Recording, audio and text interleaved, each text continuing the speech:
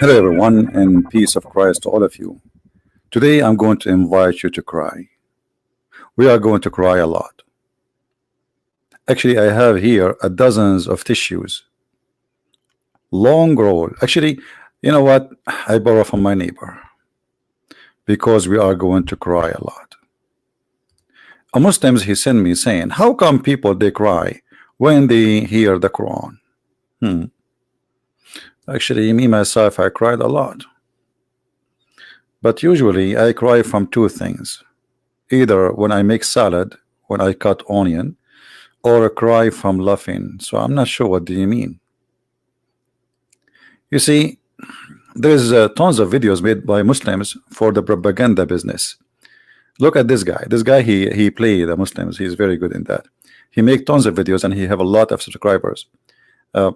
He put a picture of a cat crying, and he cried too. Like he makes just videos just to fool. I mean, he is obviously what he is. But obviously, everybody cry when they hear the Quran. Everybody. I mean, so why we are not crying too? Do you remember when the Muslims they made a video about the cat who don't step in the Quran? I remember this video very well. Then we have a brother, which I found it very funny, and I cried from laughing at it. And then we have a brother, his name is David Wood. I think many of you know him. He went to his friend house, and the friend he have many cats, many meow, because those are, I don't know, it looked like even cats are Muslims. So the Muslim they made a video saying that cats don't step in the Quran. I mean, look, even cats like meow meow. Even the cat, she knew that this is a holy book of Allah. And they made a video and they posted, and this video is seen by tens of millions. Then David Wood he decided to make, I don't have cats to do the same as he did. I don't have dogs. I don't have any animals here.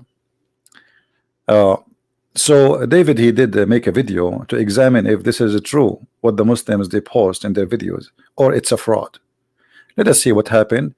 And for sure this is from the account of our brother David Wood, Act 17 Apologetic. You can go and watch the video from there. Let us see the video.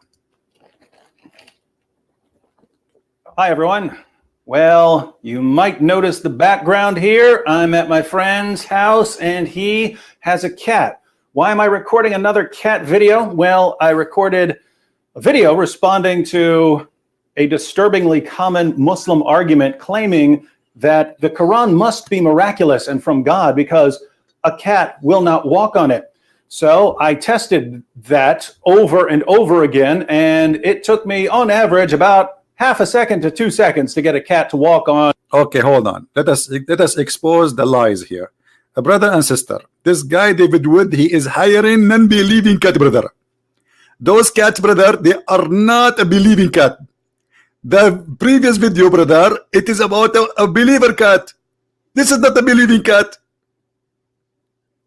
What? The Quran each time. You're kidding. Oh my goodness. Look at those Qurans. But there are people who want to defend this absurd claim. So they replied in hundreds of comments that the texts I was using weren't Qurans.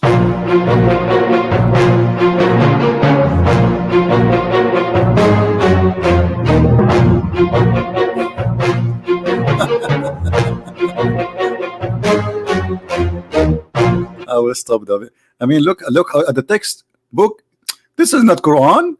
This is not Quran. This is not Arabic Quran. This is not Quran. This is fake Quran. This is not a Quran. This is not a Quran. That's not a Quran. Look at the comment. Look.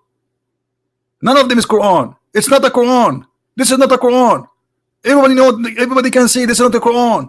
This is not a Quran. I mean, look at all the Muslims insisting that the cat will not step in the Quran because this is not Quran. The text I was using, here we have a variety of Qurans, which they say weren't Qurans, they were dictionaries. So I heard dictionaries, they were phone books, they were random Arabic books, but they... Hold on, I saw a phone book. We have to be honest there. I saw, yeah. Is it, hold on. Isn't it the Christian Prince who called the Quran yellow pages? Come on. Come on. Hello. Yeah, it's a... weren't Qurans. Oddly enough, those same people would complain that I set the Qurans on the floor. Odd complaint if they're not really Qurans. But let's go ahead and flip through some of these books to see what they actually are. Notice that it says the Quran. That's odd considering it's just a dictionary. You can zoom in on this and see it in the original video. Arabic text with corresponding English meanings. And what you have here is you have the English translation over here, and you have the Arabic. This is the full Arabic text of the Quran. You have the entire Quran from Surah 1 all the way to Surah 114, the entire Arabic text of the Quran. Here we also have the Quran. We have the full Arabic text and English translation, some notes and so on. So, Arabic text of the Quran, Arabic text of the Quran, Arabic text of the Quran. This is the full Arabic text of the Quran. Here we have the Noble Quran, odd title for a book that's simply a dictionary. Once again, we have the English text and we have the Arabic text, the full Arabic text of the Quran. And yet, for some reason, it's not a Quran, even though it contains the full Arabic text of the Quran. Full Arabic text of the Quran. Lots of English translation, lots of notes. You have introductions, but you also have the full Arabic text of the Quran. And yet we're told that this isn't the Quran. So basically you have two different kinds of claims. You have one, people saying that these are just dictionaries or some other random texts. I hope you see at least that these are Qurans here. But then we have another claim, which is that if any translation is added, it's no longer the Quran. So if you have the full Arabic text of the Quran and you add a word of translation, suddenly you have just destroyed the Quran. It's no longer the Quran. Now, why is that odd? Well, the word Quran means recitation, right? It's something to be recited.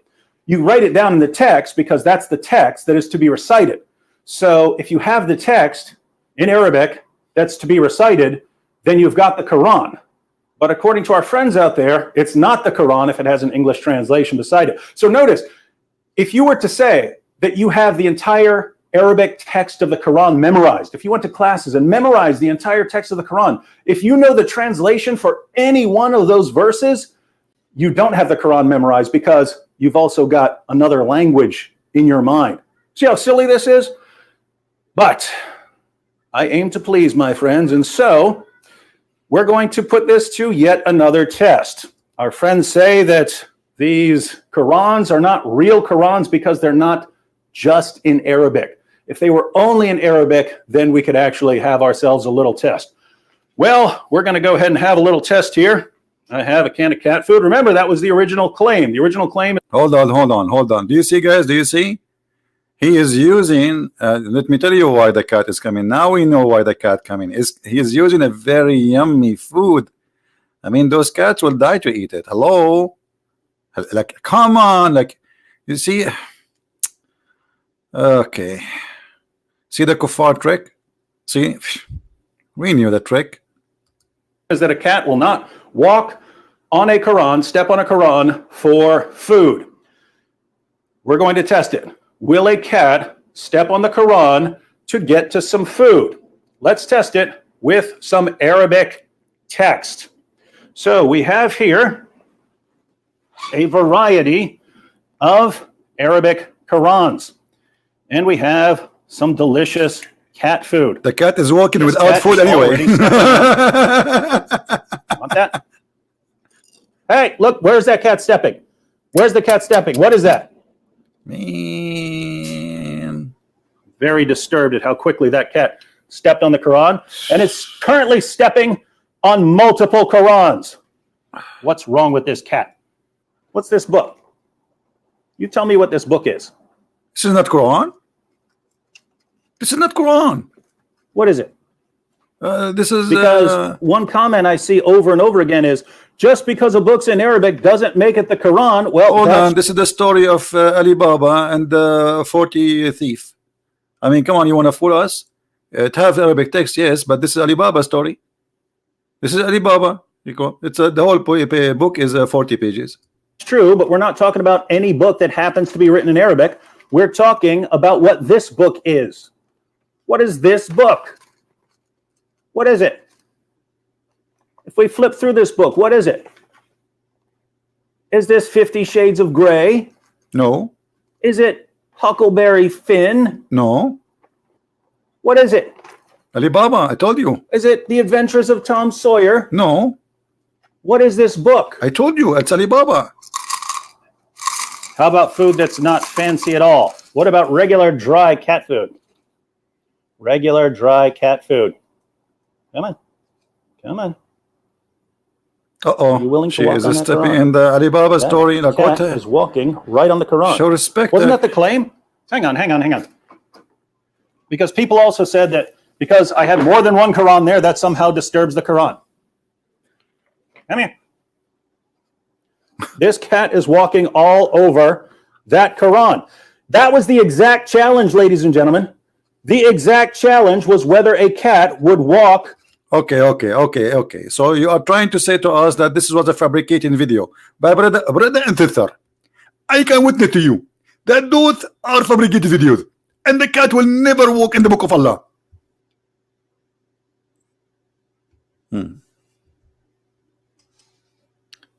My friend, ladies and gentlemen, I will go. I just remember something. I remember how in Saudi Arabia, Muslims in Mecca, they throw Quran in the sewage.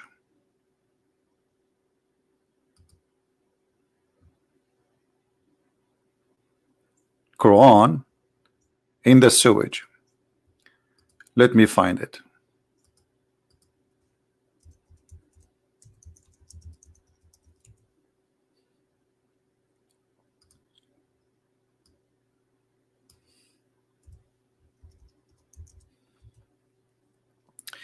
Every year, the government of Saudi Arabia, they clean, and they, even in Pakistan, even many countries, they clean their sewage and they find tens of thousands of Quran. And who is the one who's throwing it there? The Muslims. Those countries are Muslim countries. Do you see it? They are cleaning the sewage. They are cleaning what exactly? The sewage.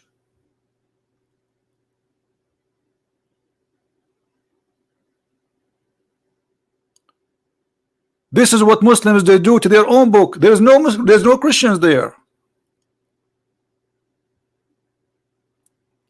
However, I want to give a golden opportunity for any Muslim to call us live and to choose for us a verse will make us cry. Is that fair, guys? What do you think? I mean, maybe this is true. Maybe there's one verse in the Quran make you cry, the rest they don't make you cry. Huh? Which verse in the Quran will make us cry? They bring you a guy who have a nice voice, and whatever he's saying is going to sound nice. And if you are emotional, or whether you believe that this is Allah is talking, which is God supposedly, you might cry. But look, we are not crying. We are crying from laughing. I mean, I will cry at what exactly? At this book? This book where it says that Allah, He promised people heaven if they kill people, if they kill the apostate. Is that how Allah I will cry? Yeah, people will cry from this. Millions of people lost their families because of Muhammad and his teaching. If this is what you mean, I agree.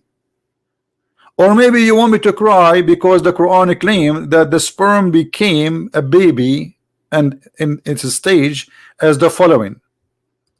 First, it is a nutfa, semen, and then the semen will become a congealed blood. That will make me cry from laughing. What kind of God He says such a thing? Huh? Are you crying with me? If you don't like the translation, this is Shakir, we can change it for you. Let us see Yusuf Ali. All of them, they are Muslims, not my, you know. Here we go. And then we have made the sperm into a clot of a congealed blood. You have to be cry. You have to cry when you see this.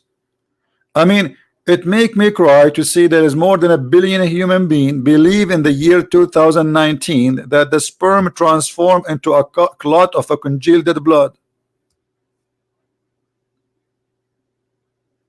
Oh, hold on. What about the Quran saying that women, she have a sperm and the sperm is coming from her nipples?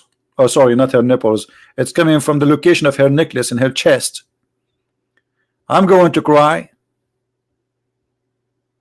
I cry. Oh, la, loo, la, la, loo, la, la, loo. What is that? You what? Man is created from gushing forth water, issuing from between the lions and the backbone of the man and the breastbone of the women. I will cry. I mean, we have to cry. This is God. Or maybe we should cry because Allah, He discovered where hail is coming from.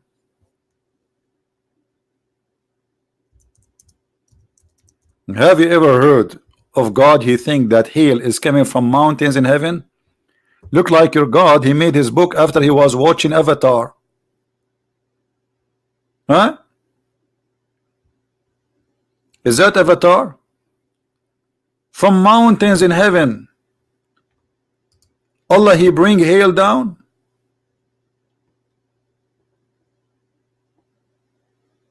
Do you see it? He sent down out of heaven's mountains wherein is hail. That's a discovery. I remember when I was a kid listening to the Saudi Arabia weather station, you know. By the will of Allah, and inshallah, tomorrow we might have, if Allah will, on only if Allah will, a wind in the speed of a 20 miles an hour. I mean, the guy, he have to put Allah every 2 seconds. Otherwise, they will kill him because he is claiming that he knew the future. You cannot do that. You have to say if Allah will, every two, like if Allah will, and if and alhamdulillah, if Allah will tomorrow, if Allah will, and only if Allah will tomorrow, we might have rain. Because they might kill him, like the guy, he claimed that he knew. Only Allah knew. And that make me cry.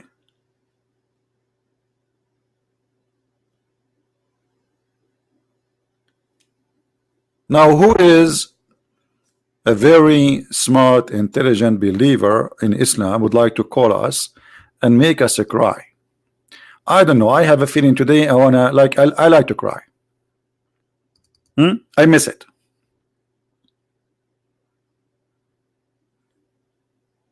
Who wanna do it? Give it a try. As long as you can make those people fake videos, you know, people cry, and even if they are not fake, by the way, I mean, this is emotional stuff, but it's not real.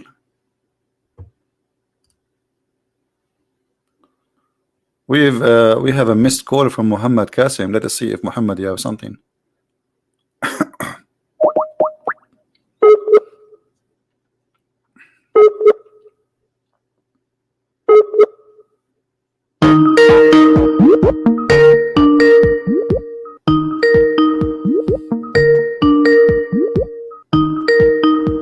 Let us see if Muhammad will make us cry.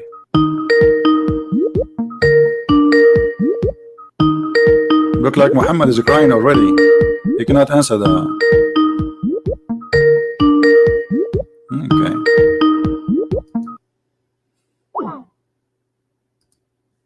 What we can say.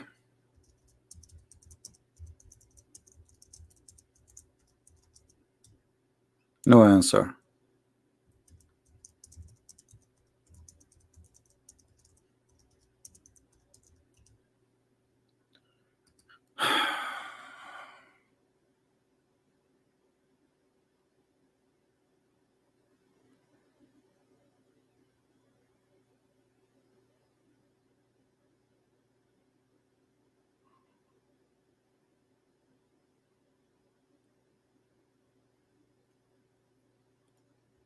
All right.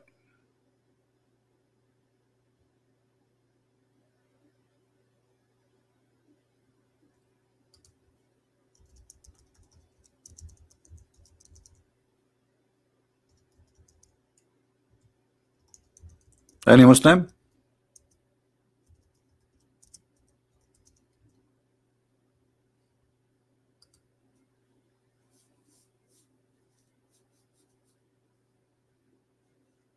Anyone? Who is voluntarily willing to make us cry? I want to cry. I could not believe that Allah, He knew about how rain and hail is made. I mean, He break ice from mountains in heaven. This is how ice is made. I'm so glad He did not speak about a refrigerator. Otherwise, the Muslim, they will say how Allah predict the future. Anyone? What is the chapter? What is the verse? If we read it, will make us cry. I want to cry. Is that the chapter where it says you can eat in the house of your parents? Or the one it says you can eat in your house? Or maybe the chapter where it says, Muhammad, you can have any woman she want to sleep with you. Any woman she offer herself to the Prophet. Which one?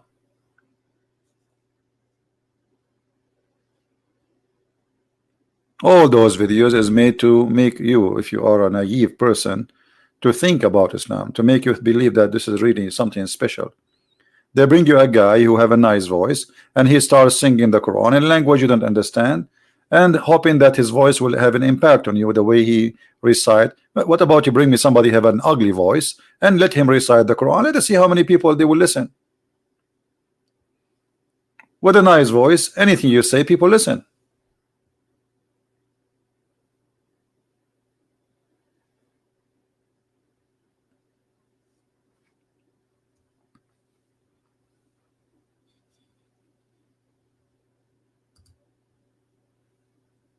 Is that right?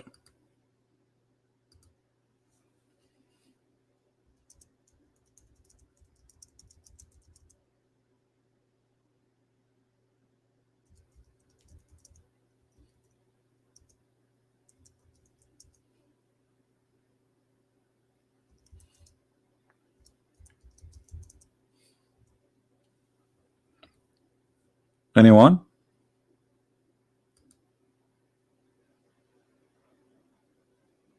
Let me sing a song for you.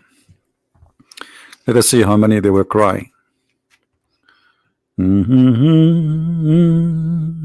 la la la la. I don't know what song I will sing. Which one? Da da da. La la la la la la la la la la la la la. Eh? I did not say anything. Can Allah do better? Should I send? Yeah, I will send an Islamic song like backbone, backbone. What you gonna do? What you gonna do when I come for you? Backbone, backbone. I mean, have you ever heard of a God? He believed that sperm is coming from the backbone of the man. So what is testicles for? Are they like a Christmas light? Why men have testicles? They are like a flashlight or something?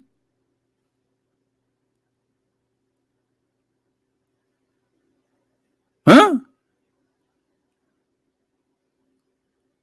You made me cry. So you know they play for you a book.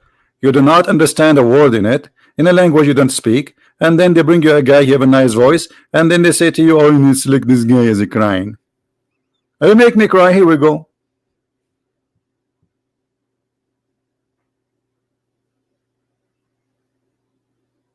A God who he think that the sperm of the man is coming from the backbone. By the way, brother and sister, I have a friend and he have a problem with his backbone. because he don't sit in the cushion, and since he do that, he don't have kids. Because the sperm of the man, and as you know, my name is Dakar Naik, and I am a doctor. What? What? The backbone? And you are a doctor? It was nice to meet you. I appreciate your science. We cry. For sure we will cry. We are in we are almost 1,000 years, 1,400 years after Muhammad, and you Muslims believe in this? For sure we will cry.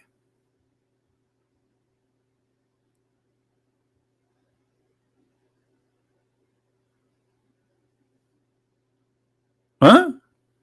This is Quran, proceeding from between the backbone and the ribs, meaning the backbone of the man and the ribs of the women. And guys, this is the main reason I am still single. Imagine I get married, we go to the bedroom, the woman, she take off her clothes, you don't see breasts, you see testicles. Brother, breast, testicles. This is God.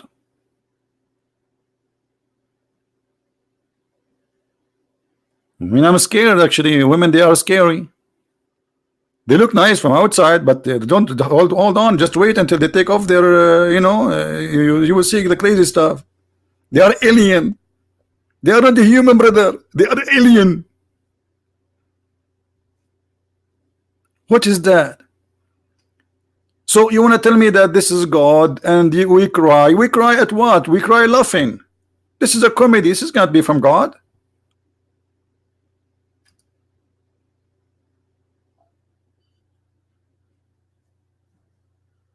So who is a Muslim would like to give us a call?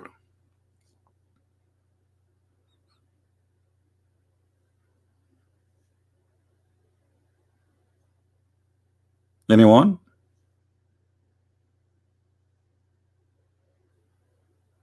I cry when I hear that the prophet, he went to the top of 7 heaven and the top of a flying donkey.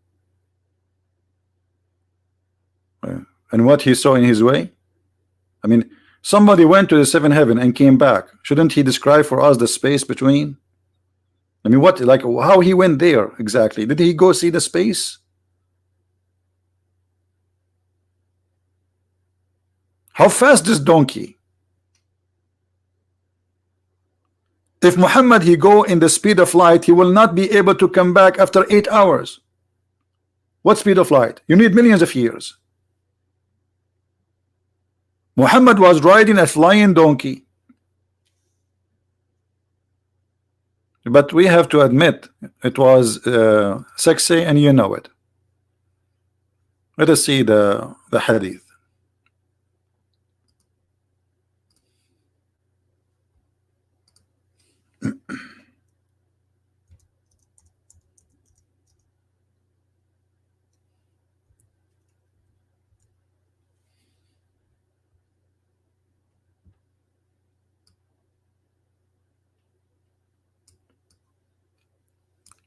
I was brought al-Buraq, who is an animal white and long, longer than a donkey but smaller than a mule. Okay, this is al-Buraq. This is a spaceship of Muhammad.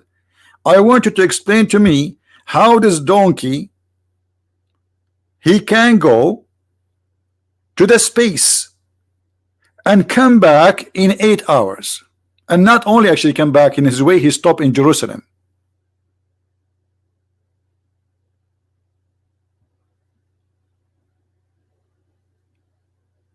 Because even if you go in the speed of light, you cannot make it. You need millions of years. Like, nobody knows where the end of this space is. So if Allah is above all the space, at the end of the universe, how this donkey went?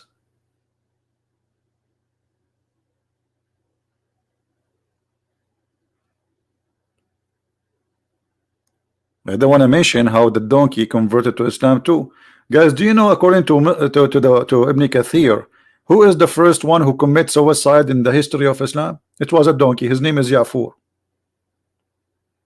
Yafur is a donkey. He was captured by Muhammad. He killed a Jew. He took his sandals and he took his donkey and he took his silver and his gold. And then the Prophet, he asked the donkey, do you like females? And the donkey was weird. I mean, it's weird donkey. He says, no, I don't like females. Actually, I have a cartoon about it. You can search for it.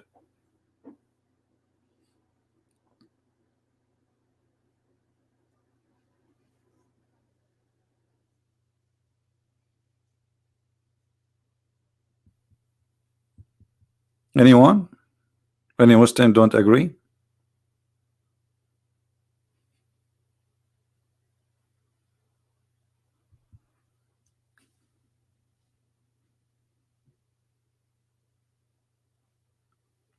Who want to say something?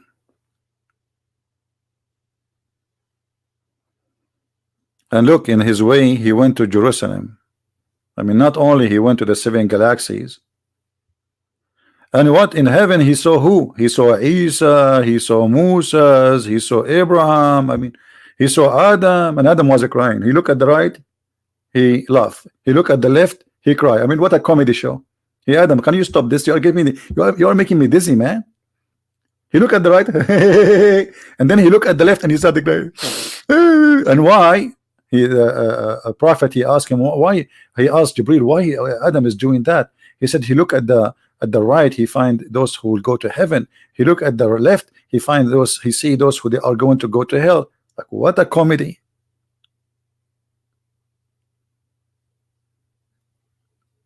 I wonder how, I wonder why. You told me about the blue sky and all what I can see. Just an idiot around me. I turn my head up and down. I turn it around, and I don't see Al Burak even near me. There's no witness, nobody saw it, but he went and came back, and don't ask me. And all what I can see, Muslim claim that this is what it to be. No witnesses. I mean, have you ever heard of a guy? Okay, guys, let me tell you what happened to me yesterday. After I said to you goodbye and good night and good evening and hello and good morning and how you doing, blah blah blah. Then I went to my bedroom, and then a donkey came to my room. And the donkey, he speak Arabic. All animals speak Arabic. Are you kidding me? And he said to me, Allah, he want to see you. I jump in the top of the donkey. And he kicked me. He said, you cannot do that. I said, so what I would do? He said, I am a respectable donkey. So I said, okay, how I'm going to go with you? He said, walk with me. And we walk together to heaven. True story. Prove me wrong.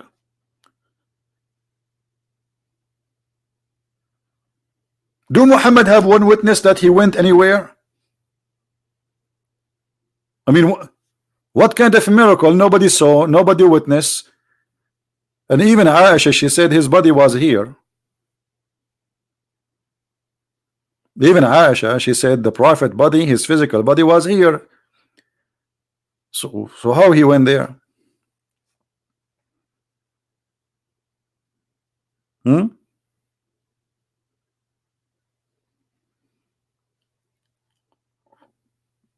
Anyone?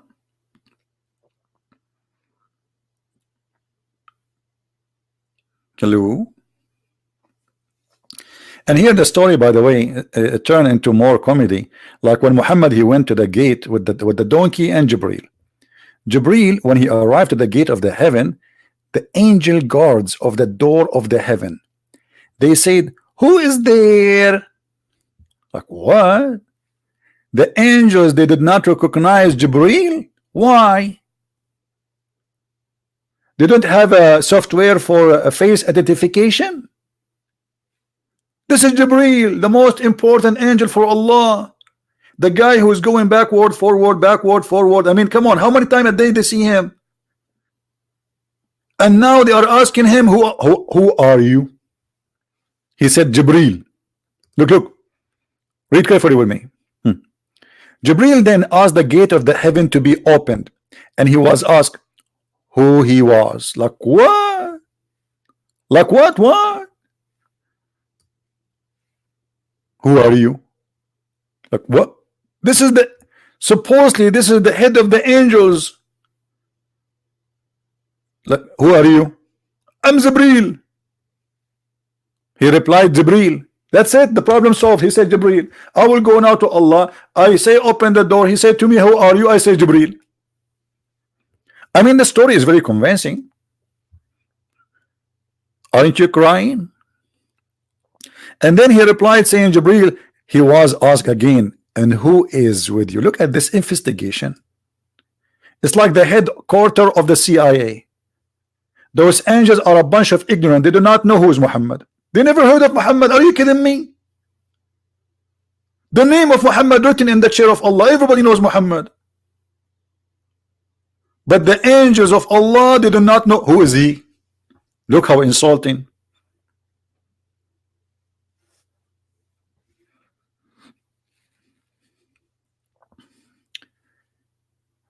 There's a guy, an Arab guy. He have his cousin coming to visit him. The cousin asked the visitor, he asked his cousin, why his name is Johnny. He said, Johnny, why everybody say hi to you? Cousin, I'm here very famous. It's really, yeah, I'm very, very famous. Everybody know me. Man, that's really good. So one day they are in Italy, you know, so they went to the Vatican. And the Pope, he was making a speech. Johnny, he said to his cousin, I'm going to say hello to the Pope. Okay, just wait for me here. The cousin, he was suspecting that his cousin really is so famous. So he asked the guy, when his cousin stopped in the stage to say hello to the Pope, he asked the guy who was standing next to him. He said to him, hey, by the way, do you know who is that guy there in the stage? The other guy, he said to him, the guy next to Johnny, you mean? I do not know. The Italian guy recognized Johnny, but he could not recognize the Pope. And this is exactly what the Muslims are saying to us. Johnny was more famous than the Pope.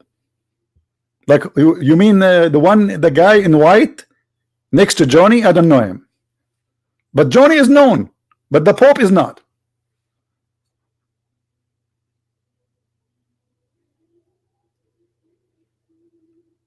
So the angels of Allah, they are not recognizing Jibreel and they are not recognizing Muhammad.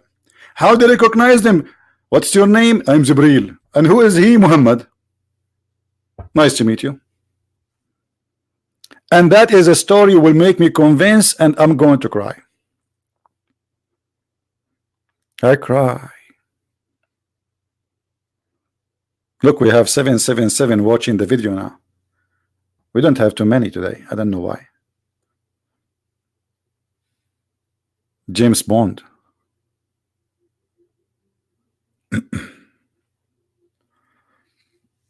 I mean, if we read the story, we will die laughing. He went to the second heaven and he asked him the same question in second heaven. Who are you? He said again, Jibreel. And look, they are asking him. He was being sent for. Look. Allah did not leave the name of Muhammad in the door. What kind of security Allah he has? He was asked for. Shouldn't you check with Allah? Like, what do you mean he had been asked for? And Jibreel, he says, yes, indeed, he is sent for. And then the door of heaven opened. And then, brother, I saw Adam. Okay, Adam in heaven. I thought Muhammad, he said before in different place, he will be the first to be resurrected between all mankind. So what do you mean Adam in heaven? And he welcomed me and prayed for my good. Then we ascended to the second heaven. So that's it. The first heaven have only Adam. I mean, this Adam is really a big shot. He is taking the whole floor by himself.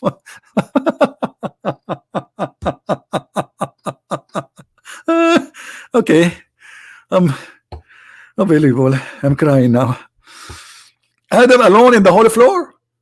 I mean, what is Eve? Eve, she cannot be there because she's a female. Adam is busy with his versions. Yeah, Adam, how are you doing? I'm busy. What are you doing? I told you I'm busy. Busy, you doing what? First of all, I did not say to you I'm busy. I said I'm busy. I'm busy. What does that mean? Don't. Okay, I'm doing like the bees.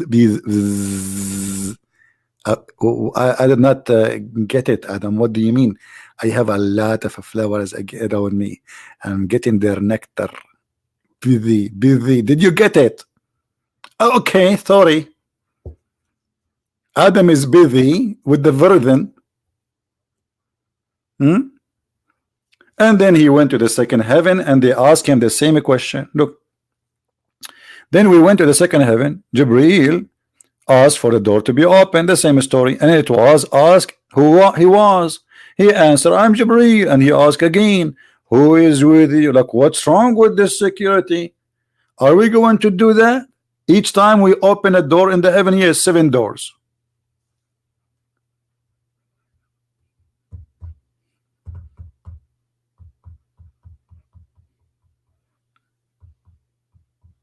And then you bring me a cat.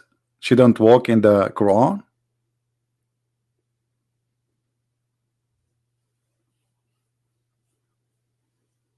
Are you Thor?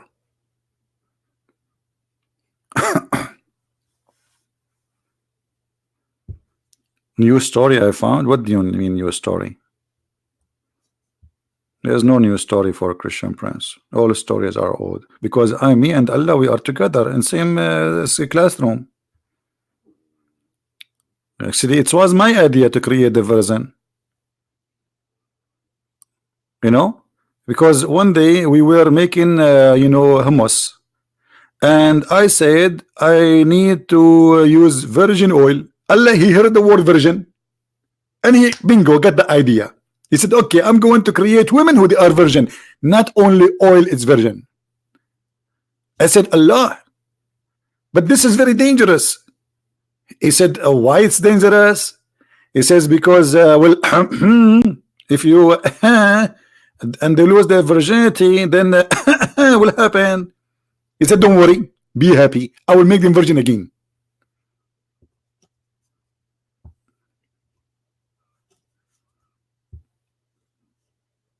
To believe in this, you have to have a virgin brain.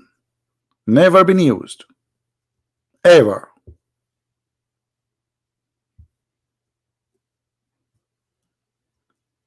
Do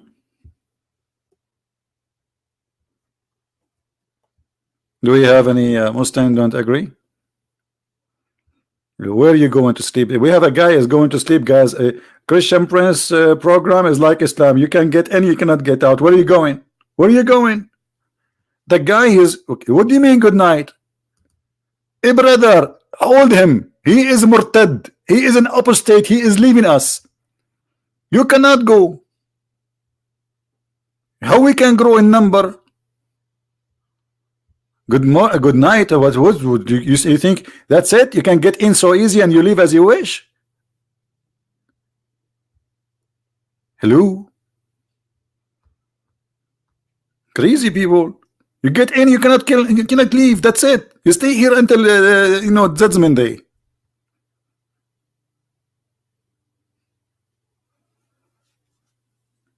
Do we have anyone want to show us something will make us proud about in the Quran? Muhammad Iqbal. Muhammad Iqbal the kid. Any Abdul?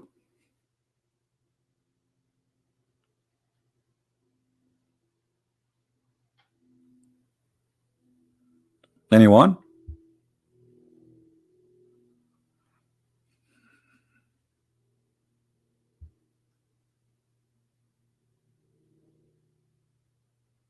My talk is like song Hotel California. What Hotel California?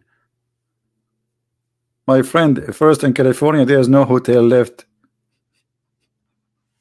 Nobody go in hotel these days. Everybody is homeless. It's a business.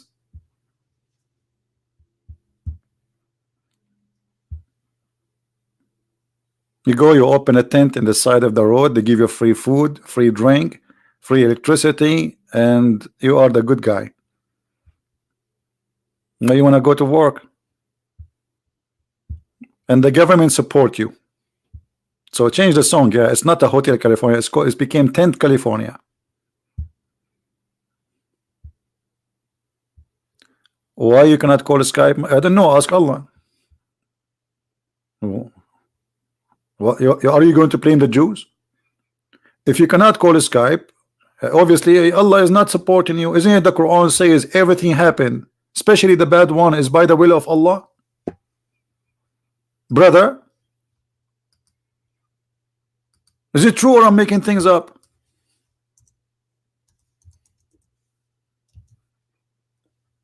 Hello?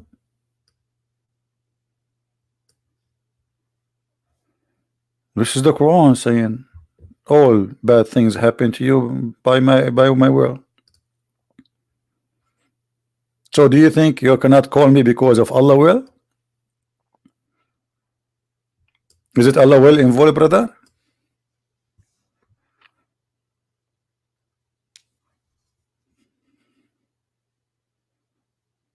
So if everything happened in this earth is bad, happened by the will of Allah, why you blame the devil for bad things?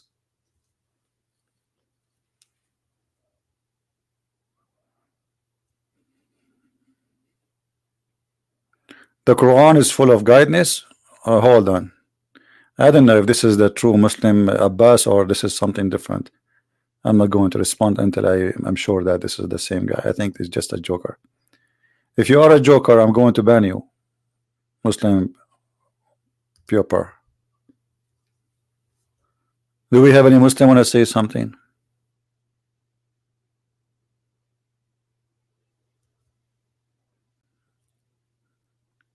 All bad things happen by the will of Allah. Okay, let me ask you, when the Muslim they say the Bible of Allah is corrupted, so does that mean that the Bible of Allah corrupted by the will of Allah?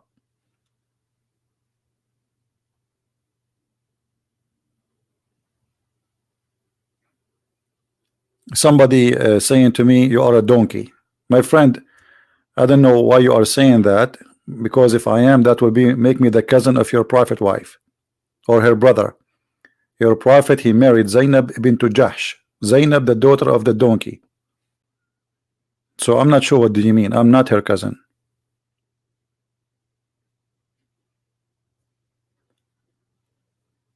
Any Muslim? Was the Bible of Allah corrupted by the will of Allah? The Quran says yes. Any bad things happen in this earth by the will of Allah. So who is a Muslim and explain to us why Allah he corrupted his book? Don't you think he is like he's mad, he's crazy? I mean, this is your book. Allah is working against Allah.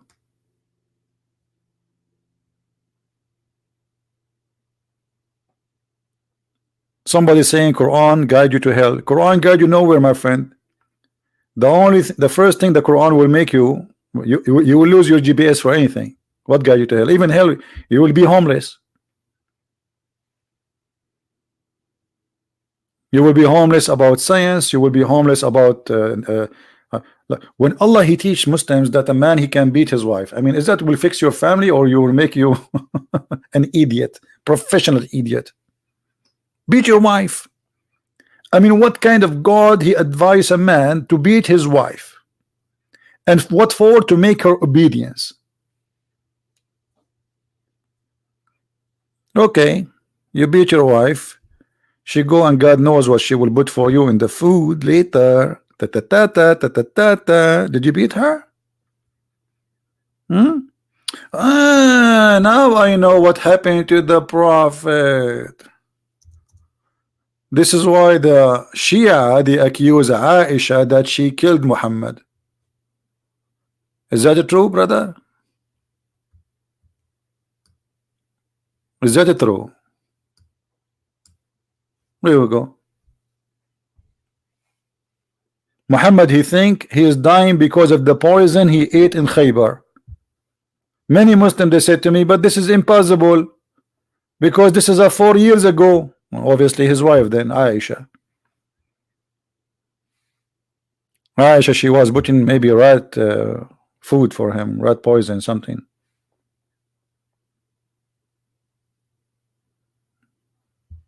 Hmm?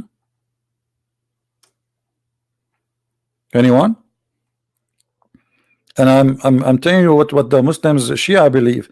There's tons of videos. Just search in English, and you know there's a big sheikh. His name is Yasser Habib, and many others. They claim that the one who killed Muhammad is Hafsa and Aisha. Both of them conspiracy against him.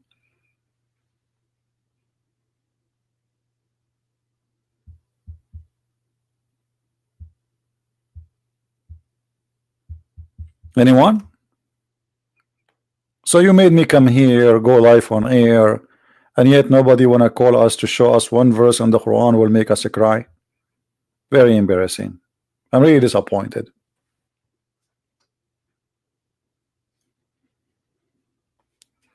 Let me tell you a story which is more useful, guys. I want to give you some advices. Okay, you know, I like really to advise people and help them in their lifestyle. Brothers and sisters, yesterday an angel came to me and he said to me, you can eat in your home. And now I'm going to explain to you the benefit of eating in your home. A prophet, God told you that we can eat in our home. Yes, brother. A prophet, I was eating in my home all my life. A brother, still it is Allah who told us to do it, so we do it. Prophet, we are doing that since the beginning of mankind. I mean, we're a human being eating his home. Listen, this is not the topic. The topic is Allah, He ordered us, it is okay to eat in your home. But brother, already we are eating in our home. Even the kuffar, they eat in their home. The atheists, they eat in their home. Everybody eat in his home. Hey brother, this is not the topic. The topic is that Allah said it's okay for you to eat in your home. What's the problem? Do you have a problem? If you have a problem, we are going to call our brothers, the Mujahideen. Do you have a problem? No, I don't have a. I understand. I have no problem. I did not say anything. Actually, I agree with you. Allah is all wise, all knowledgeable. Right? Any Muslim? And the brother, Allah told me, if you are blind, you can eat in your home. Hey, brother, are you sure? First of all, don't call me brother. I'm a prophet, and you know it. If you are blind, you can eat in your home. So where the blind supposed to eat? Any Muslim can tell me? I mean, the blind supposedly he eat where? Now Allah given him permission to eat in his home. Why in the time of Muhammad there was like a Sheraton and like whatever 5 stars hotels and the restaurants? I mean, where people eat? It's not. There's no fault in a blind nor in the one who is born lame. So if you cannot walk straight, you can eat in your home. Wow, thank you Allah, thank you. I was waiting for this moment all my life. All my life I was waiting outside my home. Now I can eat. Look at the wisdom. How many want to cry? And then he says, and Nur, what? Nur, the one who is afflicted with illness. Oh, are you serious? If somebody, brother, is sick, he can eat in his home too? Yes, brother. Alhamdulillah, mashallah. Allah is all wise. Nur in yourselves. So if we even if we are not ill too, we can eat in our home. Yes, brother. I was afraid, brother, I will not be included. This is God. He went to his office and he started writing this. Don't you think this is so deep?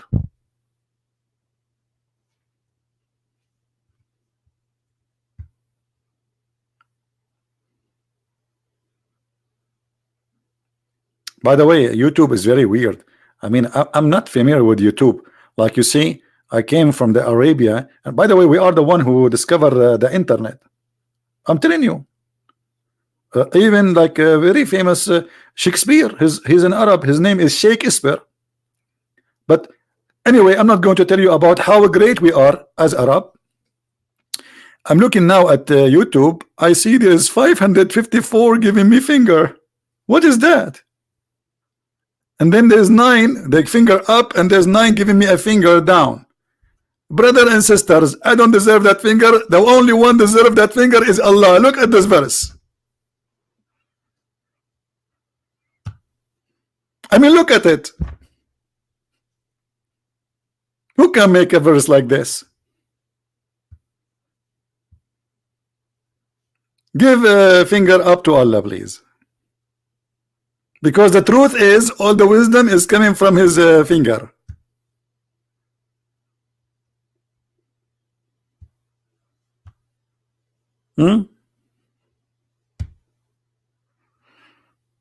Anyway,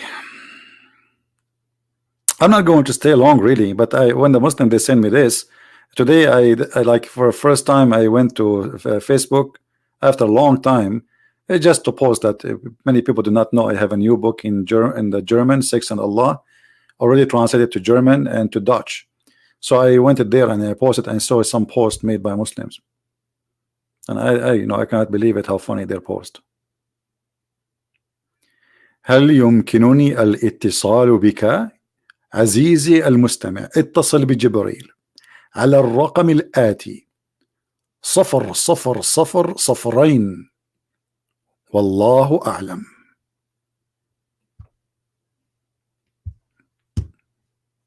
I cannot translate for you, sorry. This is was a verse inspired to me by Allah. Unbelievable. What do you mean stand up comedy? I mean, this American, I mean, English is really funny. Stand up comedian. I mean, cannot you be comedian and you are sitting? Why I need to stand up? Give me a reason. My friend, your reasoning is the same as reasoning of Allah. Stand up comedian. Okay, can't we do it and we are sitting? Like, hello? And honest to God, I'm sitting right now. So you are saying to me, in order to be a comedian, I have to stand up. Okay, I quit. I quit. That's it. I don't want to do it. You do it. You stand up, and I speak.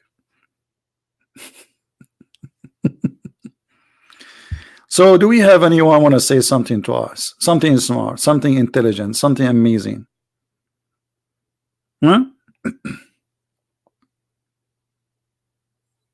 Anyone? What is this? This is God talking, and then he says to you, and you can eat in your houses, and you can eat the house of your fathers and your mothers, and let me call my mom to tell her I can eat in her house, and your brothers. And what is that?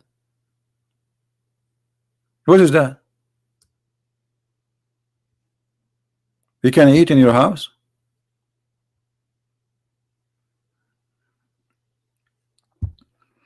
I wonder what Allah was eating at that day.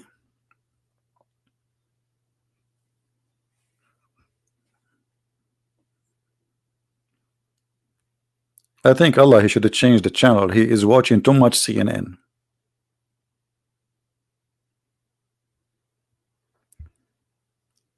Anyone?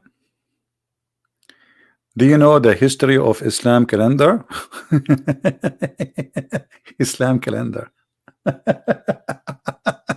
My friend, what kind of calendar that the month can come in January and the same month can come in July?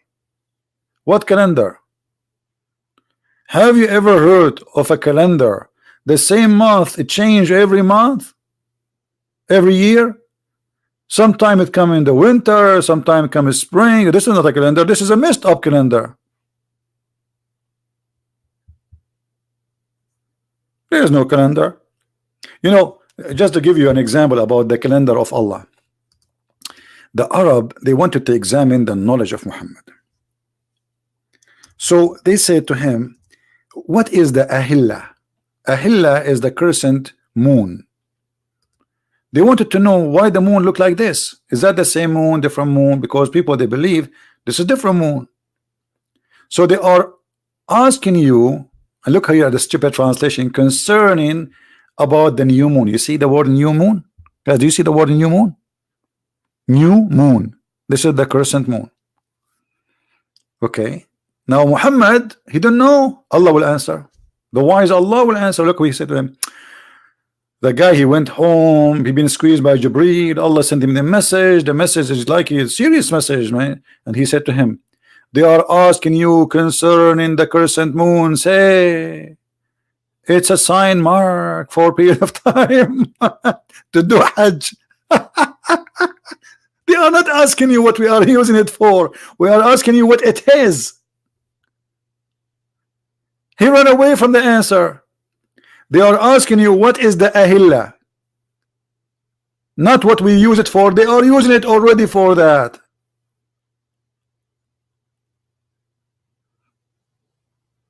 People, do you understand what I'm saying? Imagine I say to you, okay, what is the reason for the moon to look like this? Is that a new moon, different moon? Is that a different planet? Or so? And then you say to me, the moon is used for timing. But this is not the question.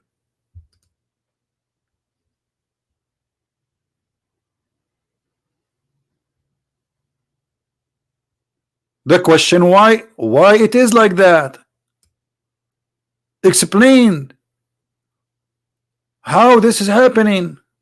How the moon sometime is full, sometime it is a crescent moon. That is the question.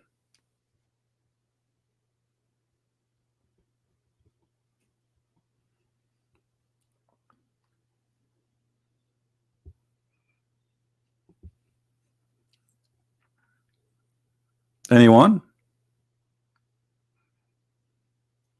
Okay, guys, I'm not going to stay long. Don't forget, please, to download my videos before we take them down. We don't leave them for long.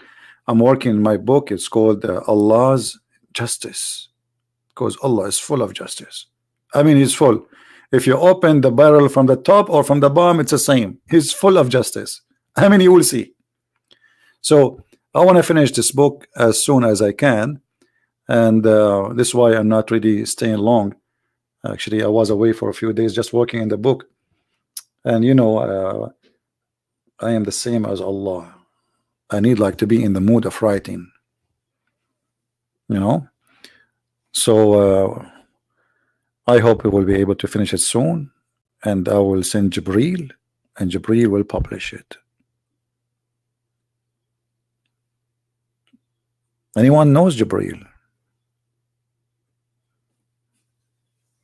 I find it really good that Jibreel, he speak Arabic. I mean, this is the same Jibreel, he came to Mary and he speak Hebrew. But the difference is, when Jibreel, he came to Mary, he said to her, Shalom. When Jibreel came to Muhammad, he squeezed him.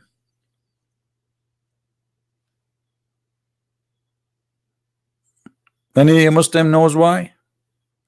Isn't Salamu Alaikum is the greeting of Allah? How come Jibreel did not greet Muhammad with peace? Why? He's coming in war? I forgot. He did not remember it. There is a Muslim, he says, Astaghfirullah. That's a good move. That's a good move. Astaghfirullah. But don't you know that the Quran says you ask for forgiveness or you don't ask, it doesn't matter? Because it's your destiny.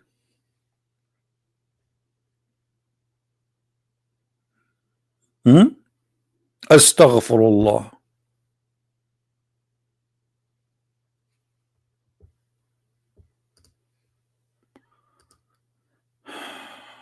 Okay. Maybe we have a Muslim.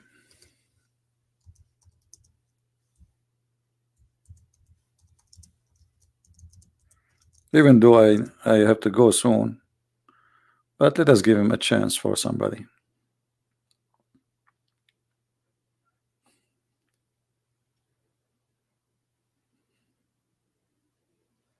Okay, he's a Muslim.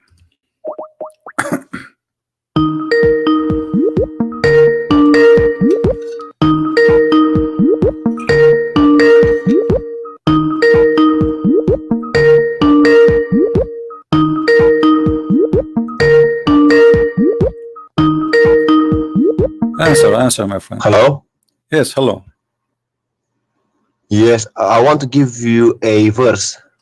All right. So you said you are a Muslim first, right? Yes. And what kind of Muslim you are? I'm a Sunni Muslim. All right. Give me a verse, my friend. Surah 8, verse 33. Surah 8, verse 33. 33. Okay, read it for us. Go ahead. I'll read it in English. Okay. Call upon me, I will respond to you. What? Call upon me, I will respond to you. But this is not the chapter 8, verse number 33.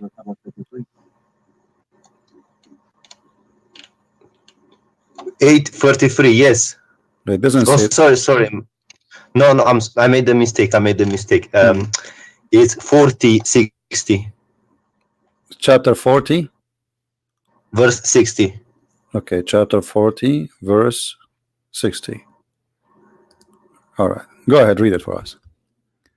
Call upon me, I will respond to you. Okay, and did that happen? Yes. To who? To everyone who calls upon him.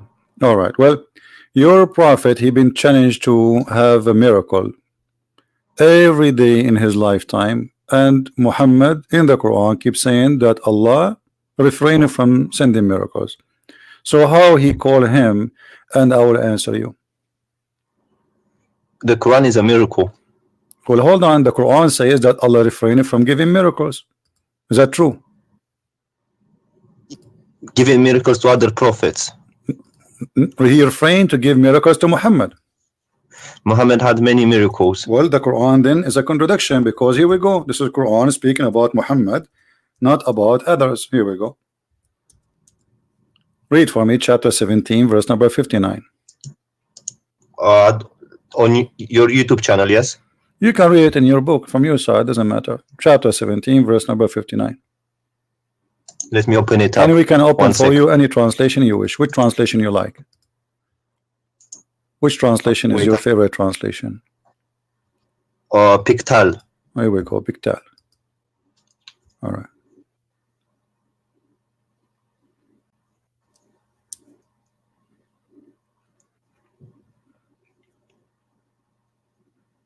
So what do you think? Allah, he says he refrained from sending miracles. So how Allah, he says in that verse, ask me and I will answer you. And the people, the Arab, keep asking Muhammad, and Muhammad answered them, I have no miracles. Yes, but you know, inside the Quran there are many miracles. Like what? Give me one. For example, that honey is a healer. It's what? Honey can heal. I think it's Surah 86. Honey can heal? Verse Hold on. Yes. Okay, hold Surah on. 16, verse 69. Yeah, but this is the honey can heal. This is exist in the Bible, and it's not a miracle of God. I mean, this is you know, something people they knew before a long time. People use honey for it. But let me show you. As long you are saying Surah 16, verse 68. no problem. Okay. In the Quran, your God, he made a mistake speaking about that verse, because that verse, it says that the bees, they eat fruits and they do poo-poo, and their poo-poo is honey. That's not correct. I read it. This is the chapter you gave me, verse number 69. Yes, I know. Okay, read it. What they eat, what their food, according to the Quran. Look, it says wherein is healing for mankind. My friend, read the verse. They eat from the Yes. fruit and they do poop honey. It's in the front of Yes, you. they eat fruit. Yes, Okay, that's true. The bees but eat no, fruit. the bees don't eat fruit. This is not true. They do. No, Shall the I show bees- you? No, the bees, they eat honey. The food is their No, food is you want me honey. to show you? I can show you. My friend, the bees, their food is honey. So your God Allah, he is an ignorant. He think that bees, they eat a fruit and they poop honey. I will show you. Okay, my friend, does it say in the front of you they eat fruits? Okay, what is the Yes, honey? it is. So the bees, when they make Yeah, honey, but- they okay. Well, let me ask you. So what is the honey? Why the bees they have honey? What is that? They suck the nectar out of the fruit. All right, but the nectar, they don't eat it as nectar. They eat The honey, correct? No, they produce honey. They don't eat honey. So, they suck the so, nectar so from why the they fruit. produce honey? Why they produce honey? Because they transform the nectar that they suck Why? from the Why? fruit. Why they want to? Why they want to? Okay, you said that the nectar is their food, correct? Yes, Okay, so why they don't eat just the nectar as it is? Why they make it honey? because that's what comes out from the bodies. See, this is exactly what I'm saying. Your God Allah saying that they eat honey and they do poop honey. They eat the fruit and they eat honey. They poop honey, and you agreed with Allah. And this is a mistake. Yeah, but that's a miracle because What's a miracle? They I'll are send you the eating. link. They are eating the fruit. But this is false. The bees Look, don't read. eat the fruits. They do. They eat the fruit. They suck the nectar, and then they produce honey. Thank you. The nectar, they suck it, but they don't eat it. They suck it. They collect the nectar. They go to their hives, and then they transform the nectar into honey. So your prophet and your God think that those bees, they eat a fruit and they do poop honey, and then we collect their poop. Yes, but that look. Okay. No. Listen. They suck the nectar. They produce honey. Okay, and that honey is a healing for mankind. Okay, so that's a miracle. How can you say honey is healing for mankind? well, this is, you can go right now, type in Google the word honey in the Bible. You will see the Bible saying the same, and this is a book long written before Muhammad. So show me that. Show okay, me that. if I show you, what you will do? Then I will say this is not a miracle because it was known before. So anything is known before, you will reject in the Quran? Yes, because it's not a miracle because if it was known before. It's like me saying the earth is not flat. Everyone knows that. That's not a miracle. All right. Do you understand me? All right. I understand you. Yeah. Go ahead. I've sent you a link on Skype. Yeah. Well, I don't open links in Skype. You can read from. Oh, okay. No, it's an article saying that bees suck the nectar after. We know that bees, they suck the nectar. We know that, my friend. It's not a secret. From the fruit. But they don't eat the nectar. They transfer the nectar. Yes, they transform. Yeah, that's what I'm saying. This is a verse from the Bible in the front of your eyes. It says that from the honey there is a sweet and to soul health to the bones, even to the bones. This is one verse. There's many verses. So what your prophet, he brought that it's healing. This is something people of old, they knew a long time before Muhammad. What a big deal. What's honeycomb? Honey. The honey. Let me look it up. 1 second. Okay. Well then I guess that's not a miracle if it was known before. Okay, give me a different miracle then.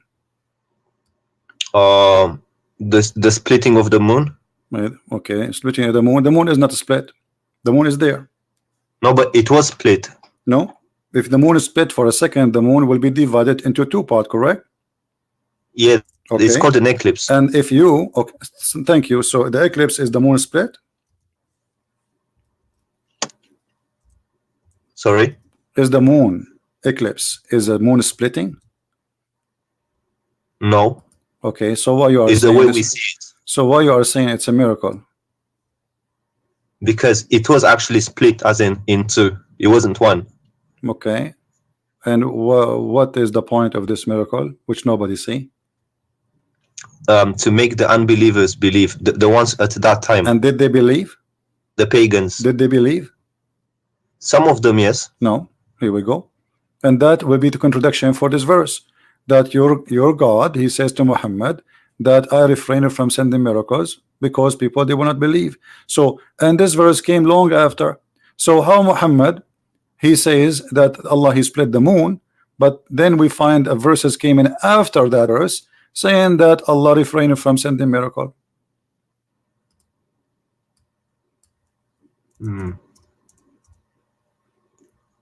This verse came after the moon, chapter 17. verse number 59, it came after the moon splitting. Okay, so that means there's a contradiction. Nothing stop us from sending ayat or miracles to the people, except that people of old, they deny it. But this is not true. Christians, they believe in the miracles of Jesus and the miracles of Moses and miracle of the prophet. So this is a false excuse. It's not talking about the Christians. It's talking about the pagans of the Arabia. It doesn't matter, but there's people there. People, okay. So if people of old, they reject them, and don't you Muslims, you say Muhammad, he married from a Khadija and she was a Christian? Yes. Okay, so this is mean according to you Muslims, Quraysh there's a Christian people. So no, because there are not in. What no? No, because today there are not Christians in Arabia. We are talking about the time of Muhammad, not now. This is happening in the time of Muhammad, my friend, not now. Yes, well. So can we go to can we go to Surah 86 verses 5 to 7? Okay, 86. 5 to 7. Are you sure you are a Muslim or you are making fun of Islam?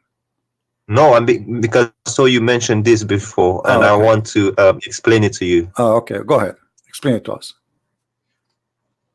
Basically, he says coming from the lions of the man. It's coming from the lions, and that is true if you look scientifically. How? So the sperm is coming from the backbone of the man? No, because in what's the word in Arabic? Solb. For the backbone. Solb. Yeah, but that means lions, right? No, it means backbone specifically. No, because I've looked at other translations and they say instead of backbone they say lions. Okay, let me ask you what the lions mean. What that word mean? Genitals from the testicles. This word mean that? Really? Yeah, go to the interpretation of Ibn Kathir. Okay, we'll go to Ibn Kathir. Here we go. It's in front of us. Read. Or Ajal line, they say lions. Okay, they don't, no, it says in the front of us backbone, and the translator he put between two brackets, which means Ibn Kathir did not say that. He said all lions. Okay, but he said the backbone, right? Yeah, but look, all lions. Okay, what? But even the lions, by the way, they are bones.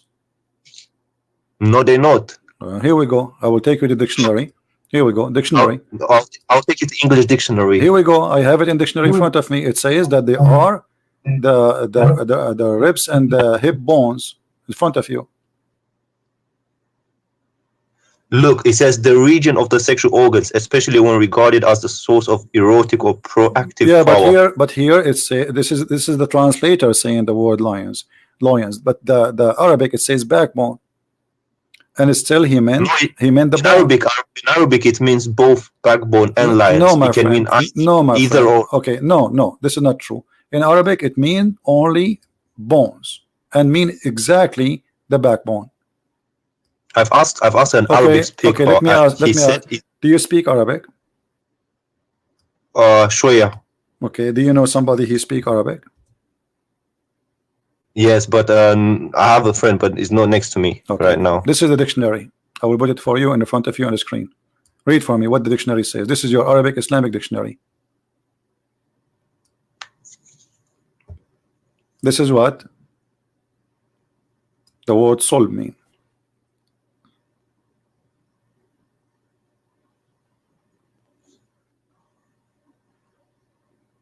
So.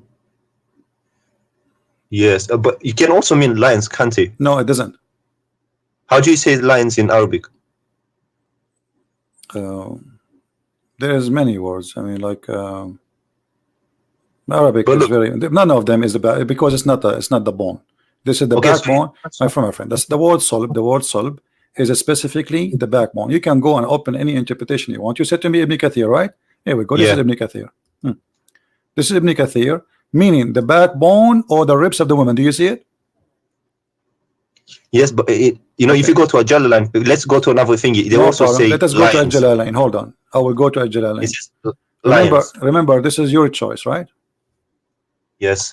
I'm just trying to clarify clarify this. Yeah, you I'm cannot not trying to be clarify, rude my friend. or contradict you. You are reading your own Islamic translation, and even your Islamic translation is proving Islam to be false. Let us go to Al-Jalalain.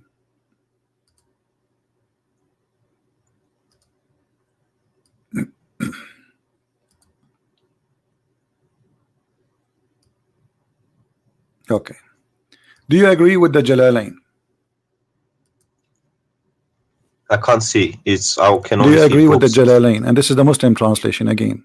The Jalalain, it says in Arabic clearly, this is the backbone. See, from the between the lines of the man and the breastbones. Yeah, the lions here, they meet the backbone. I can show it to you in Arabic and you can read it.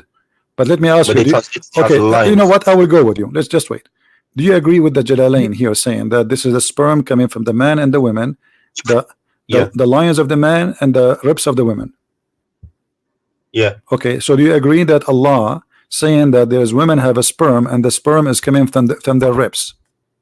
Wait, let's clarify the man thing first, and then we'll go to the no, both, because we don't want to argue for false, you know, because you are simply making a statement. You can prove it. I can prove it easy. I can switch right away to Arabic. It says it clearly as solved that it is the backbone. Very easy for me. I can do it, but you don't speak Arabic. In the tafsir, it translates as lions. In the tafsir, in the front of us, I can go right now and I go to the tafsir and I will choose any tafsir you want, and you will see all of them. They agree with me. So no, they agreed with me. Ibn Kathir and Jalalain. Here we go. Ibn Kathir in the front of you. Don't stop playing games. This is Ibn Kathir. You see the page in the front of you? Playing games. Do you see Ibn Kathir in front of you? This is the page. It says the backbone and the ribs. Do you see it? This is Ibn Kathir. The backbone, meaning the backbone or the lions of the man. Okay, so you are saying it is not the backbone. So if not the backbone, so why he is using the word lions unless he mean bones? This is what the word mean in here. So this is the backbone. This is Ibn Kathir saying the word backbone. Explain to me why Ibn Kathir saying the word backbone. In bracket it says lions. Exactly. This is mean it's not Ibn Kathir saying that. This is the translator. So it's definitely backbone. It must be backbone. This is a translator trying to fix it. He says etc. But Ibn Kathir, same as a Jalalain. You are reading translation. If you go, Jalalain says lions. It doesn't say backbone. No, it says backbone. You want to bet? Yes. Okay, let us go. Let's go. Let us go to Al-Jalalain. Al-Jalalain. Tafsir Al-Jalalain. Here we go.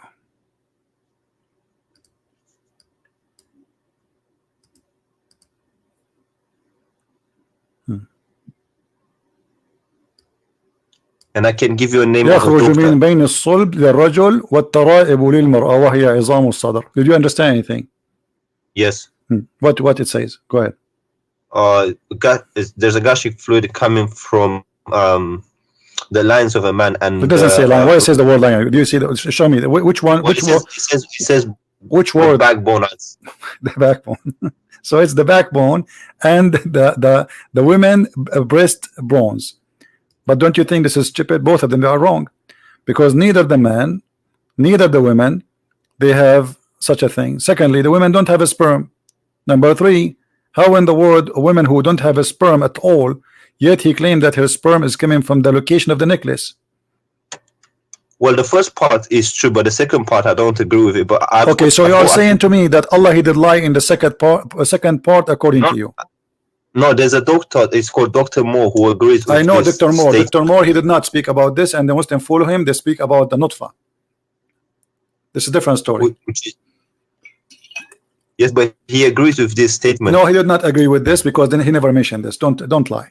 Dr. Moore, no, Dr. Moore, they give him the verse about nutfa, and they lied to him, and they said to him the word alaqa mean a leech, but the fact the word alaqa does not mean that in the Quran.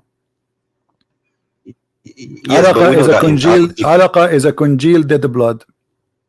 And we can show all Islamic interpretation, and they will get all those Muslim liars busted. They lie to this guy, lying to him, says this what it's mean. The guy don't speak Arabic, but it doesn't say that. Yeah.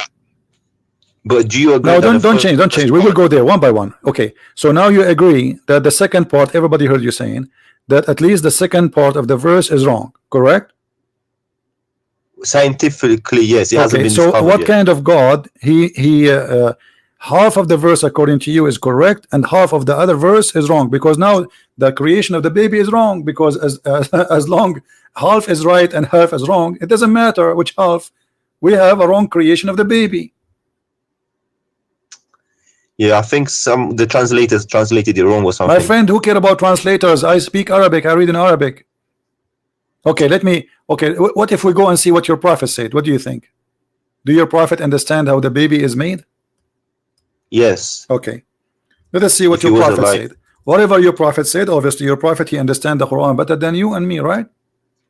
Yeah. Okay, read with me.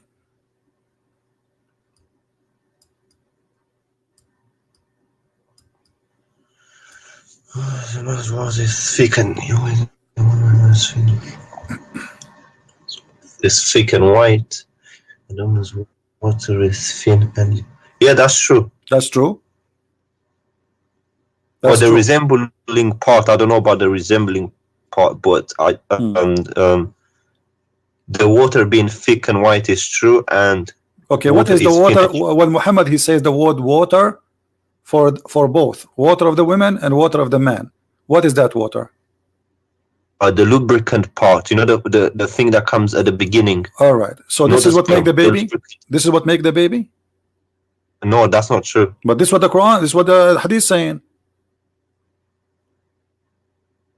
Which of them comes first? The child will resemble the parent. The thing about the water is true, but the resembling part, I don't think so. So you are saying to me that your prophet and your God Allah, half of their sentence is true and the other half is stupid. Is that what you are trying to say? There has to be an interpretation behind it. My friend, giving the interpretation, here we go. He's describing for you. He claimed that man, he have a sperm and it's white. He called them both water. And it's gushing forth. This is the same the interpretation for chapter 86, verse number 6 and 7. So the man water is thick and white. The women water is thin and yellow. And whoever of them comes first, the baby will resemble the parent. So about who comes first, who is going to control. But the water of the women, which he's talking about, have nothing to do with the baby in any way.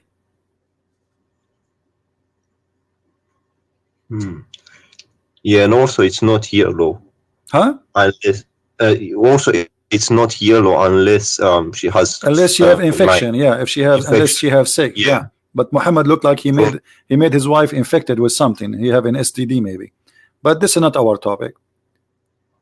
And is this a sahih hadith? Everything is sahih. Unless you are a Muslim, you say it is not sahih.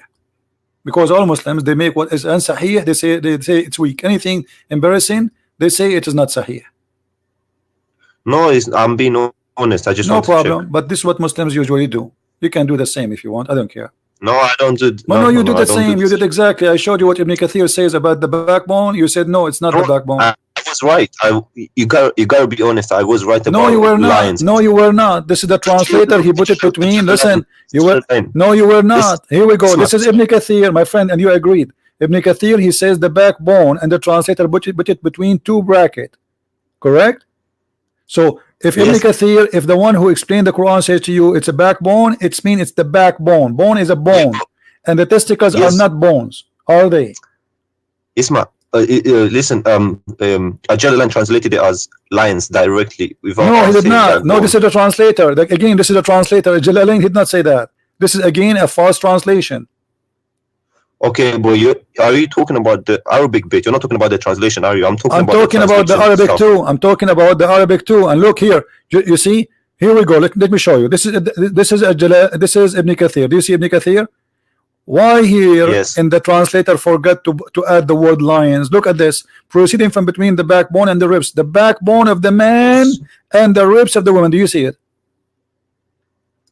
Yes. Okay. Yes. So is it this is what the Muslims understand for all this time? And I showed you your prophet explained the Quran. So this is how it's understood. This is what it's meant. And Ibn Kathir, he speak Arabic very well. Don't tell me he did not know what he's talking about. So this is what the Arabic word mean about a sulb. But today Muslims, in order to cover the shame and the stupidity in the Quran, they try to add between two bracket words. Like as an example, you will see in the hadith says a chromosome. Muhammad, he mentioned chromosome, but they try to cover up. So here, the backbone of the man, backbone is a backbone. It's so clear, everybody knows what exactly it's a backbone. It's a certain bone in the body. So a friend of mine who's Arab, he told me al-sub means lions. It doesn't mean backbone. Well, he's lying to you, as you see. Yes. Secondly, as long you agree that Allah is wrong about the women ribs, where sperm is coming from, that's mean this is cannot be from God anyway.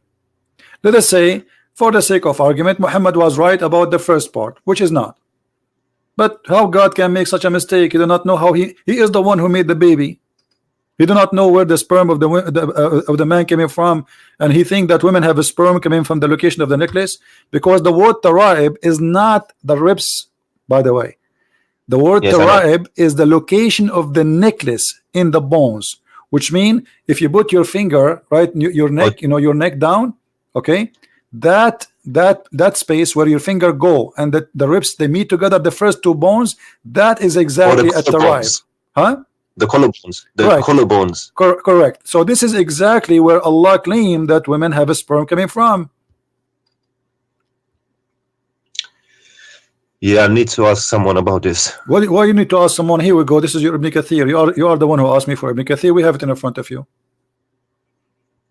We got your prophet explaining how this happened. Yes, because when this Arab friend explained it to me, he explained it differently. Your Arab friend is not a friend, because your friend should be truthful with you.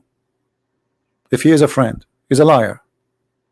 And as you see, I'm not showing you anything from my own. This is your Islamic web page.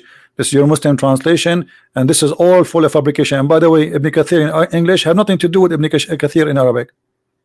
Tons of things which is in Arabic is taken out, so people don't laugh.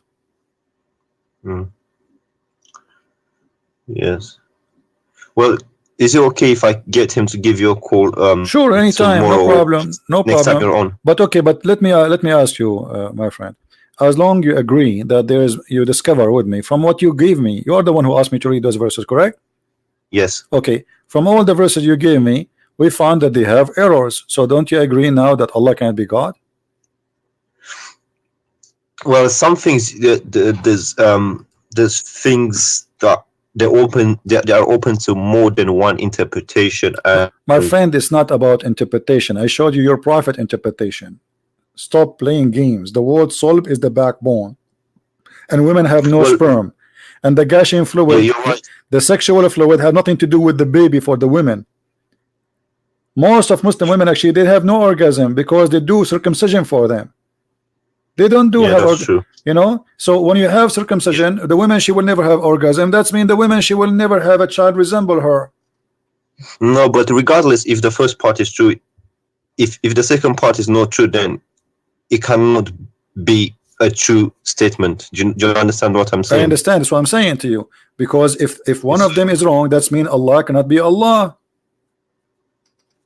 I didn't agree with. I'll be honest with you. I didn't agree with this statement from the beginning, but I was trying to stretch it somewhere and find a way to explain it. Okay. But even the second part, the tribe part, is wrong. Okay, you know what? I'm going to give you a chance to give me another like maybe scientific miracle or something amazing. Maybe those are wrong. Maybe Allah, he is right in something else. What do you think? I don't know. I'm not religious like that, so I'm not really, I'm not a practicing person, but yeah, so I don't really know many miracles, but I just know the Quran and some other than the bee thing. And there is something the Quran is like, you like something very much in the Quran, but there's something you like about it. Oh yeah, chapter 5 where it says if you killed one person, it's as if you killed all mankind or something. But isn't it, this is a verse was given to Moses, not to Muhammad? To Moses? Yeah. I don't know. Hmm. I didn't read the Torah. Okay, can you read the verse? Yeah, sure. Okay, read the verse for us. In English? Yeah, let me put it for you if you don't have it.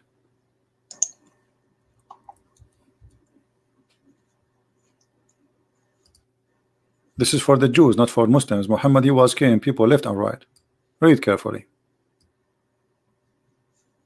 Muhammad, he was quoting what the Jews received from Moses, from the Bible.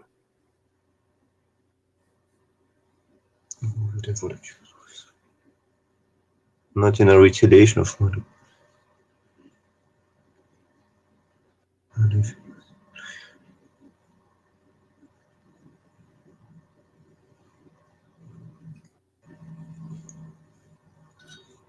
Okay. But it doesn't say anything about Musa. It says, who is the one who gave the book to the Jews? Isn't it Moses? He was God on Mount Sinai. It doesn't matter, isn't it Moses, their prophet? Yes. Okay, so we give this order to the Jews. Obviously, it says the children of Israel, correct? Yes. Okay, who is the one who gave them this message? Moses. So this is a verse for the Jews. Okay, look at the verse after it. The verse after it, this is for the Muslims. The response for those who wage war against Allah and His Messenger and do mischief in the land, only that they shall be killed or crucified, or their hands shall be and their feet shall cut off in opposite direction, or to be expelled from the earth and to be disgraced, and etc. So where is the one who says if somebody is on here, who is the one who wage war against Allah? Anyone who refuses Islam. Yes, Me right now, anyone who refuses Islam, waging war against Allah. And what's the interpretation for this verse? You can read any interpretation. It says it clearly. Those are anyone who refuses Islam. As long you like Ibn Kathir, right? Don't you like Ibn Kathir? Yes. Okay, Ibn Kathir says kill the Christians because they refuse to accept Allah and His religion. That make them wage war against Allah. Anyone refuse Islam is waging war. Can I call you back in 5 minutes? Yeah, sure. I need to go in. But don't go long, because I'm not going to stay forever here. 2 minutes. 2 minutes. I promise. No problem. Thank you. You're welcome.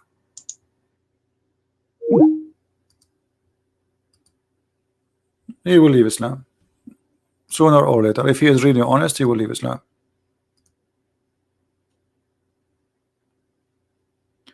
And if we go to the same verse, the one we say is, it says kill an innocent person, you will see Ibn Kathir saying innocent person is someone, he is a believer. Non-believers are not honest. Actually, there's an interview with the Chawadri with the BBC. They said to him, why you don't condemn killing of innocent people in the attack in London? He says, well, when we say Muslims, when we say innocent, we mean Muslims. Go watch it on YouTube. When we say innocent, we mean Muslims. For non-Muslims are not innocent, they are guilty. You can go right now and search for the video. And right now, actually, any Muslim, he can call me and I will show you the interpretation of Ibn Kathir. Right now. We have Abbas. How are you, Abbas? Peace be to you, brother. How are you? I'm fine. Go ahead. I thought I'd just fill in the slot for 5 minutes. Is that all right with you? What do you want to say? I want to talk about this verse, chapter 5, verse 32. Chapter 5, verse number 32. Okay, what do you want to say to us? Yeah, the brother was just mentioning the verse. All right. And you very rightly said what you said, that was Allah is saying, we have given to children of Israel. All right. It's true. Okay. But you have to read both verses together, 32 and 33. Okay. Now, let me make my point. Verse 32 clearly says, those who spread mischief in the land or the murder, only for 2 reasons you can kill them. There are 2 reasons that you can kill. Mischief in the land or murder. But the next verse, which is in a way you can say is more superlative, more superior verse than the verse 32, which says, if those who wage war against Allah and His Messenger,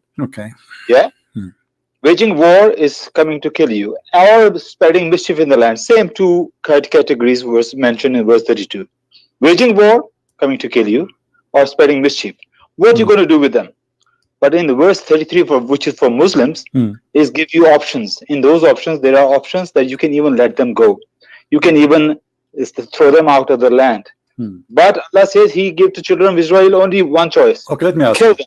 Let me ask you. No, let me make my point. No, I got you. Okay, so you are, but we don't want to waste our time, Abbas, please. We don't want to waste our time. Just to make it clear, just wait. We are having a conversation. Clear my point. Did I make my point clear? No, you made your point. So you are saying those who are waging war against Allah, correct? Those who wage war, we will do this to them. We will cut their hands. We will kill them. We will crucify them. Correct? And also let them go as well. You can also let them live as well.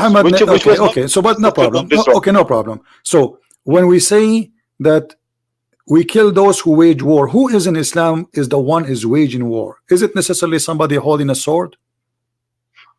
I see, but in this context, it's talking about waging war.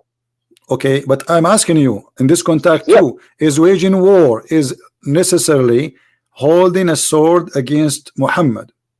It's all depend on the context.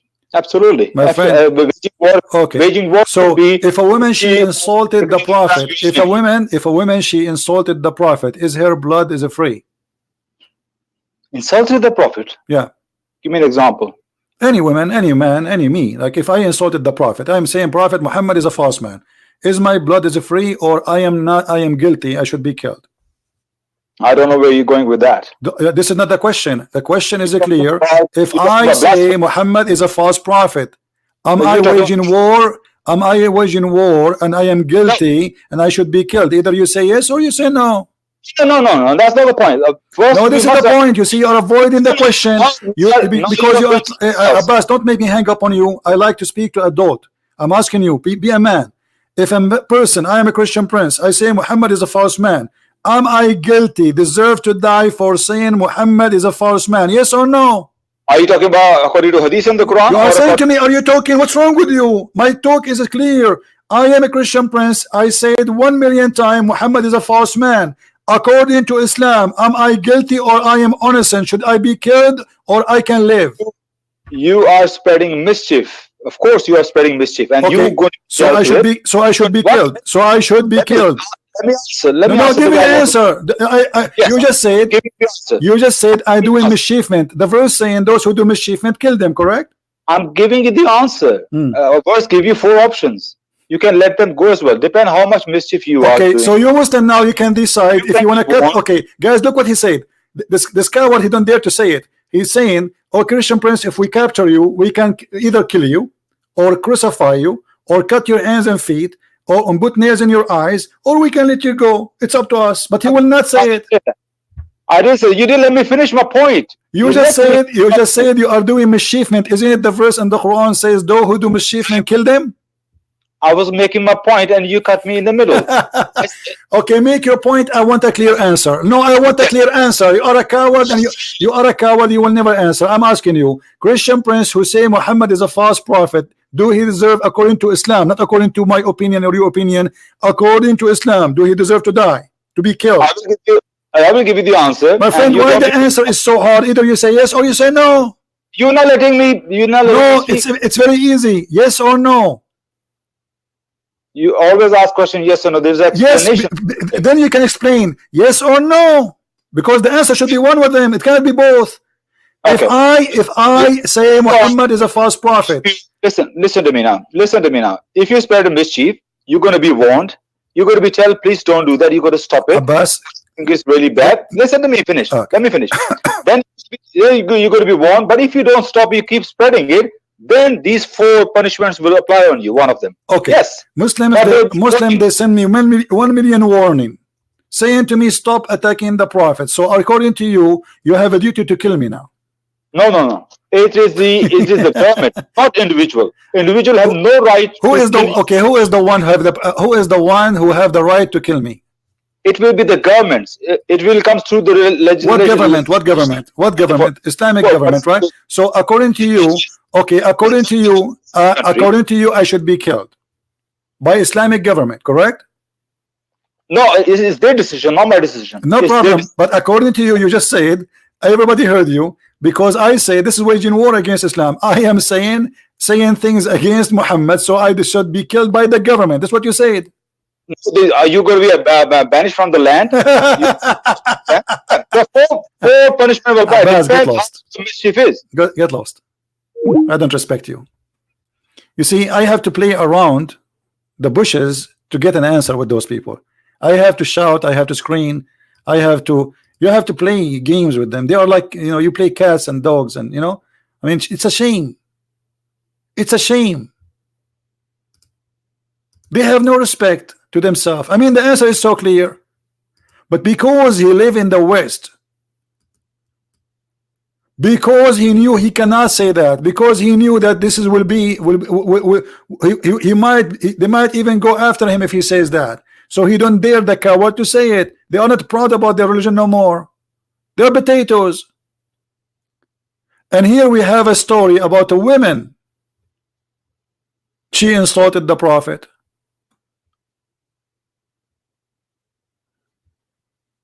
What happened? The man, the owner, the Muslim, killed her. And what happened? Muhammad, he says, court, court, court, who is the one who killed this woman? Bring him here. They brought the man. He said to him, Prophet, this woman, she slander you. She defame you. She insult you. I told her not to do that. And then I took my dagger and I killed her. I inserted my dagger inside her stomach, and she was bleeding, showering her child which was between her legs.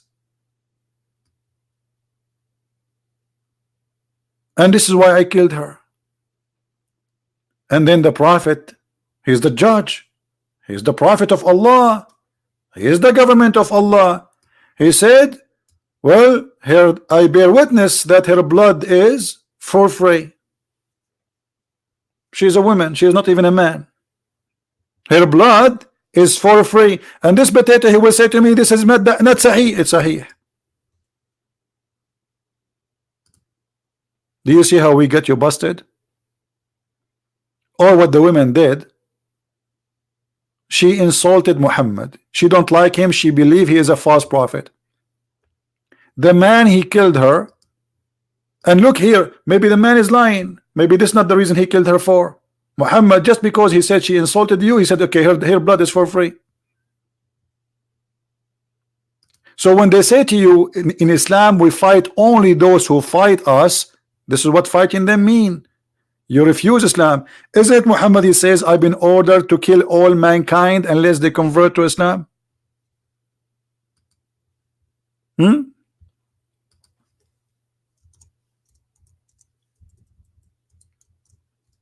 This is what Muhammad been ordered to do. His job is to kill all mankind. Either they convert or they die. It's in front of you. It's not you waging war.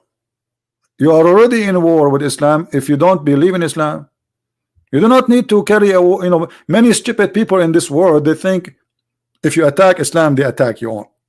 This is not true. Muhammad, he sent 3 letters to 3 kings saying convert or else, convert or die.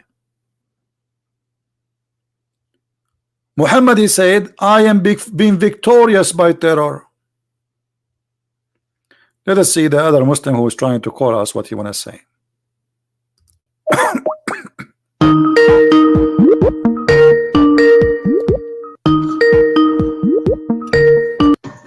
Yes, I'm back. Can you hear me?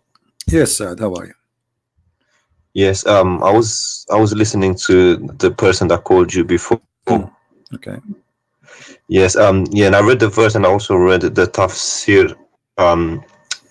It's if you are completely honest, you can't deny the fact that it's talking about the children of Bani Israel. I am the one who told you that. Yes, and I went to read the interpretation, and okay. Yes, I can send it to you on Skype if you want. Yes, but this is what I said. I said this is about the children of Israel. Yes, I read that tafsir of Ibn Abbas, and he talks about the children of Israel. Okay, so you are repeating what I said. So, and now, what do you think? Yes. What do you think about your prophet taking the side of a man? He slaughtered a woman. She is a female slave, black slave, and he slaughtered her, the Muslim, and just because she insulted the prophet, he said her blood is for free. There's no punishment. What do you think about that? Where is that? Where did you get that from? This is the hadith. The story is written by you Muslims, not by me. Is it on the screen now? Yeah, I will send you the link too. If you want, you can open it and read it. Well, look, I don't want to do what the person before did. Trying to give his own interpretation. If that's what he says. I don't care about the other one, my friend. This is the story. It's in front of you. It's very clear. The man, he killed the women. The prophet, he says, bring him, because he thought it's just a crime. And the man, he stood up and he explained what happened. He says, she is slandering you. She used to slander and defame the messenger of Allah a great deal, and he would rebuke her, but she would not pay heed, and he would forbid her from doing that, but she ignored him. The blind man said, one night I mentioned the prophet of Allah, and she slandered him. I could not bear it, so I went and got my dagger, which I thrust in her stomach, and I leaned open it. So like, this guy is really want to kill her. He hate her very much for doing that. So he killed her, and her child, actually, by the way, the hadith says in different place where her child was between her legs, and he was showered by the blood. And then when the prophet asked him why, look, why she did that, he explained that because she is slandering, she is insulting. What the prophet judgment is, no problem, there's no punishment. Here we go. And that's a sahih. This is sahih. Yeah, here we go. This is the reference in front of your eyes. And okay, and who's reporting the story? Whoever report Ibn Abbas. You mentioned to me Ibn Abbas a second ago, so you cannot say he's not good. Yes. Okay, so this is Ibn Abbas. Yeah, well, that's horrible. If that's true, that's horrible. Well, Muhammad, he did more than stories. Muhammad, he split a woman two pieces by tying her legs to two different camels, and she is 80 years old, just because she insulted him too. And was she a kafir or? For sure, she's a kafir. Anyone is a kafir. All people are kafir for Muhammad. Anyone who don't agree with him, say to him, yes, sir, is a kafir. I'm not going to deny it's true, because have you heard about the Charlie Hebdo case? Yeah, I know about it. Yeah, but this is not a big deal. I mean, this is normal in Islam. The Muslims they do that. My friend, Muhammad, he did that in his time. I don't care what Muslims do, because Muslims can be right, can be wrong. Like today, I cannot judge Christ by me because I can be a bad person. Correct? No, but if you get your teaching from the Bible, then this is why we don't go after a Muslim doing something. We have to go to the roots. This is Muhammad. Yes, it's horrible what I've read. Okay. I must say, I'm not going to be lying. Why you want to stay as a Muslim then? Why you don't leave Islam? Well, because of my family and stuff like that. So what, your family? I mean, you are a smart person, and it's a stupid religion. It's an evil religion. It's an ugly religion full of lies. So because of my family, I will believe in stupid things. That's not right for you, my friend. You are smarter than this. In my heart, I know that something is fishy. But okay, I can't. My friend, I am not a Christian because my father is a Christian. Absolutely not. I don't care if he's a Christian or not. This is his business, because this is a personal choice. He will go to heaven or he will go to hell. It's up to him. So I'm a Christian because I made a decision that this is the right thing for me. I'm asking you now, just because of your family, they are Muslims, you will stay as a Muslim, but you agree right now with me that this is horrible. Quran is full of miracles, full of madness, stupid stories, flying carpet. The birds who are looking for women who have hair and have no hair in her legs. The ant who said to the ant, Sulaiman is going to crush you, and Sulaiman, he laughed at her word, but the ant is a mute, cannot even hear or even talk. They creatures, they communicate, but they don't talk. It says he heard her words. So how in the world this can be from God? It's obvious. And you are a smart person who God bless you. He gave you the internet, he gave you a computer, he gave you technology, he gave you things, he gave us a chance, me and you, to meet and talk. So this is a blessing from God that you are in the end of the world, I am in the other side of the world, yet we are talking. This is really an opportunity, might not repeat again. So I'm asking you, as long you agree that this is a garbage cult, why you stay there? Just say I am out. Yeah, well, I have a Arab friend who explains things to me. He reads it in My Arabic. friend, your friend is not a friend, because he's a friend. He should be honest with you and tell you the truth. You just told me, he told you that the backbone means something else. He is not a friend. My friend is the one who honest with me. It doesn't matter what I'm talking about. Anything else, he is not a friend. Yeah, like I said, in my heart, I know some things are fishy. And, okay, in your heart, something is fishy. So now it's not in your heart. It's in your brain. I'm not gonna be like denying things that are so true or give my own interpretation. Like I heard the person before you, he was trying to make it fit with the West, and but if that's what he said, then you just gotta admit it. You can't deny everything I say. I never will say something unless it's true and I can prove it. Otherwise, people will laugh at me. Otherwise, and even the Christians, they will lose their trust on me. This is, and not only that, and on top of that, I have to fear God, because if I'm lying to you, that's mean I'm not Christian no more. I lost my salvation. So I have no reason to lie to you, my friend. But in Islam, officially, you can lie. Chapter 3, verse number 28. There's tons of verses. You can lie, and you will not be questioned by Allah. Even the Quran says, Allah will not question you for false oath. You can take even a false oath in Islam. In Christianity, Jesus said, say yea or nay, which means you cannot take an oath. Anything else is from the devil. Those who take oath, they are obviously lying. They jump to say, I will take an oath, because now he's saying to us, I lie all my life, but today I decide to be honest, so I'm going to take an oath. A Christian person should not take an oath, because he should be always telling the truth without oath. So we have a religion saying you can lie, you can make a statement which is a false statement, you can say something in your heart, but in your lips is something else. It's okay. Yeah, and here we go. This is Ibn Abbas, the one you like. It says, I don't like him. I just looked at. Doesn't matter if you like him or not. Who care about it? It's not about liking. We're not taking selfie with him. But this is what the teaching is. It says here that the Muslim who take non-Muslims as a friend, and he is sincere. If he is sincere, he who is sincere. Yes, I know. Yeah. So if you do that, you have no honor, no protection, no mercy from Allah, unless what?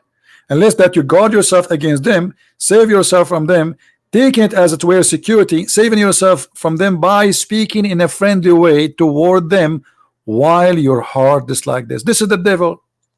I know. Your friend was doing taqiyya with you, my friend. Or Tawriya.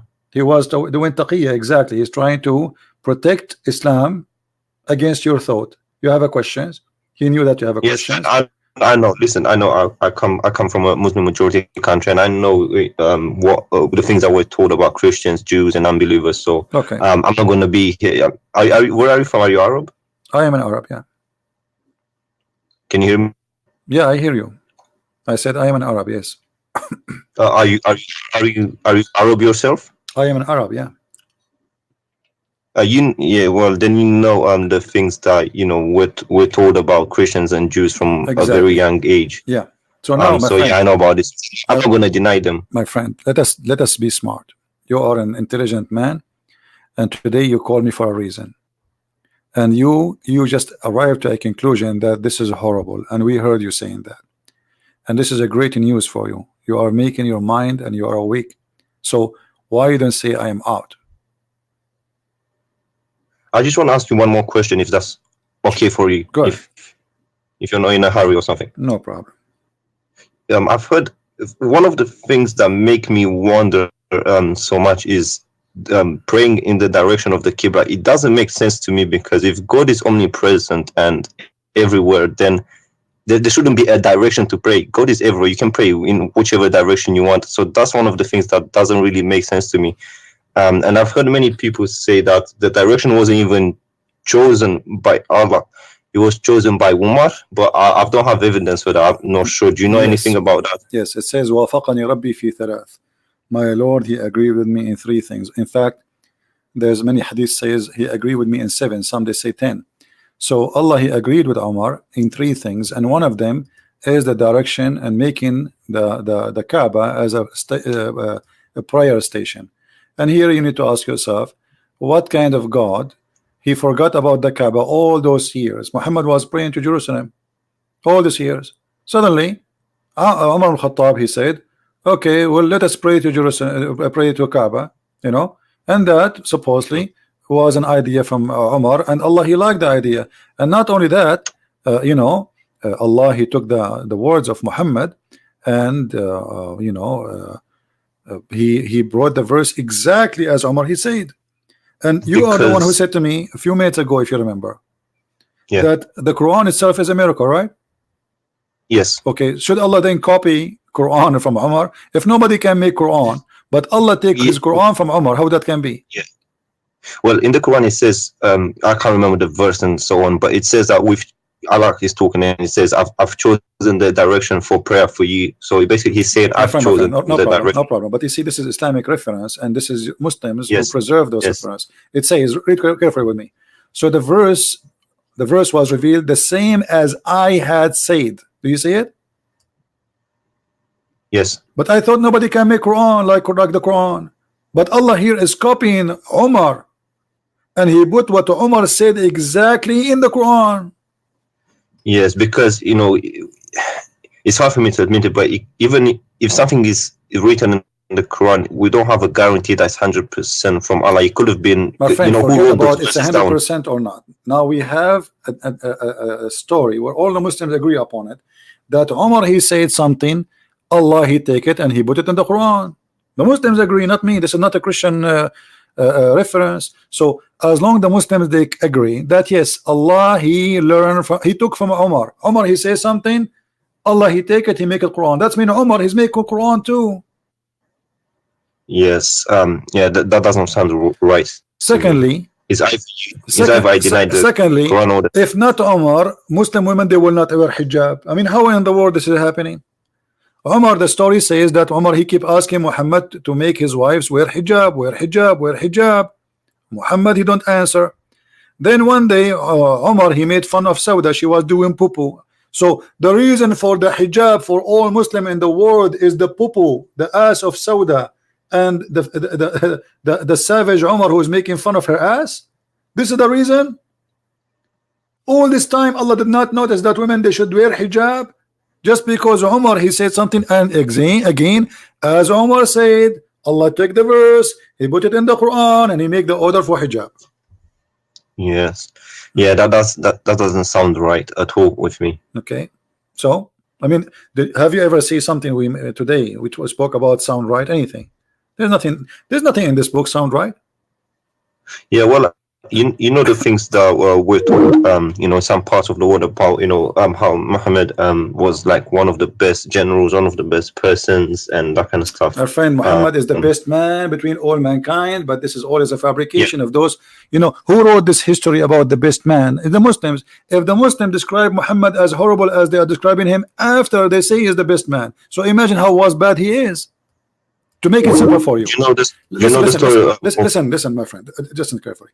Let us say I was in the army of Hitler, and Hitler was victorious, and now I'm writing how amazing Hitler is, and I say there's a guy, he have a slave, and the slave, she was insulting Hitler, and then Hitler said, who killed this slave? Bring him here.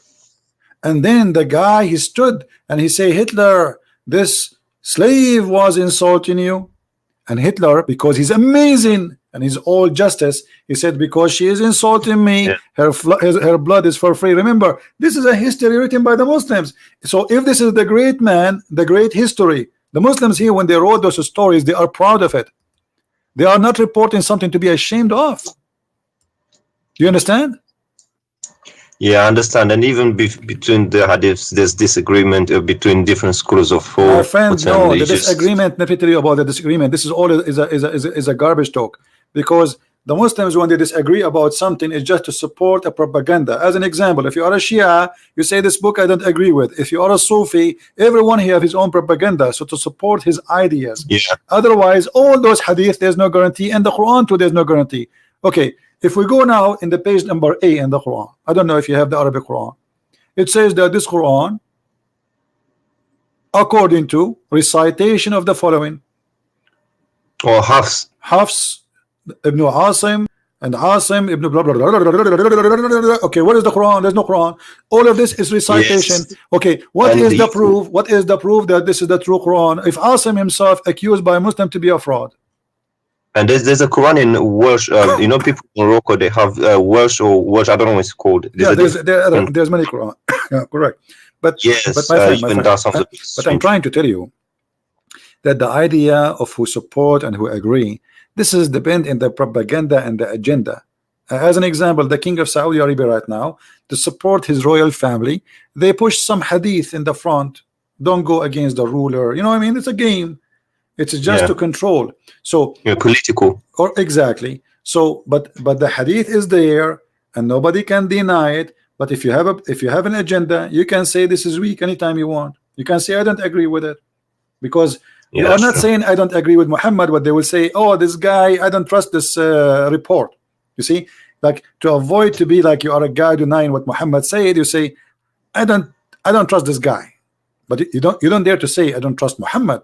So this is a dirty game. Like when we show the Muslims saying the Quran saying that the sun set in murky water, they start saying to us, it doesn't say that. Say that again. Sun sitting in what? In a muddy hot water. In a what? What do you mean sitting in a water? The Quran says the sun set in a muddy water, chapter 18, verse number 86. How is that possible? You can't sit in a. This is what the Quran is saying. They ask Muhammad, tell us about Zulqarnain. Can you show me that, please? Yeah, it's in the screen.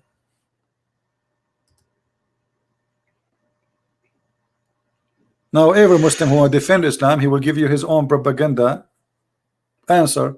Oh, it doesn't say really. This is how Zulqarnain he thought. It doesn't say that. Read it carefully. The Allah is reporting, not Zulqarnain is not talking, saying that when Allah established for him in the earth. What's Hamia? Hamia mean hot, boiling. Oh. Yeah. So we established for him. They are asking you. They ask you the same as the other stories. You know, they ask you about the crescent moon. They are asking him how the crescent moon happened. So he have no answer. He says this is for timing. But it's not a question.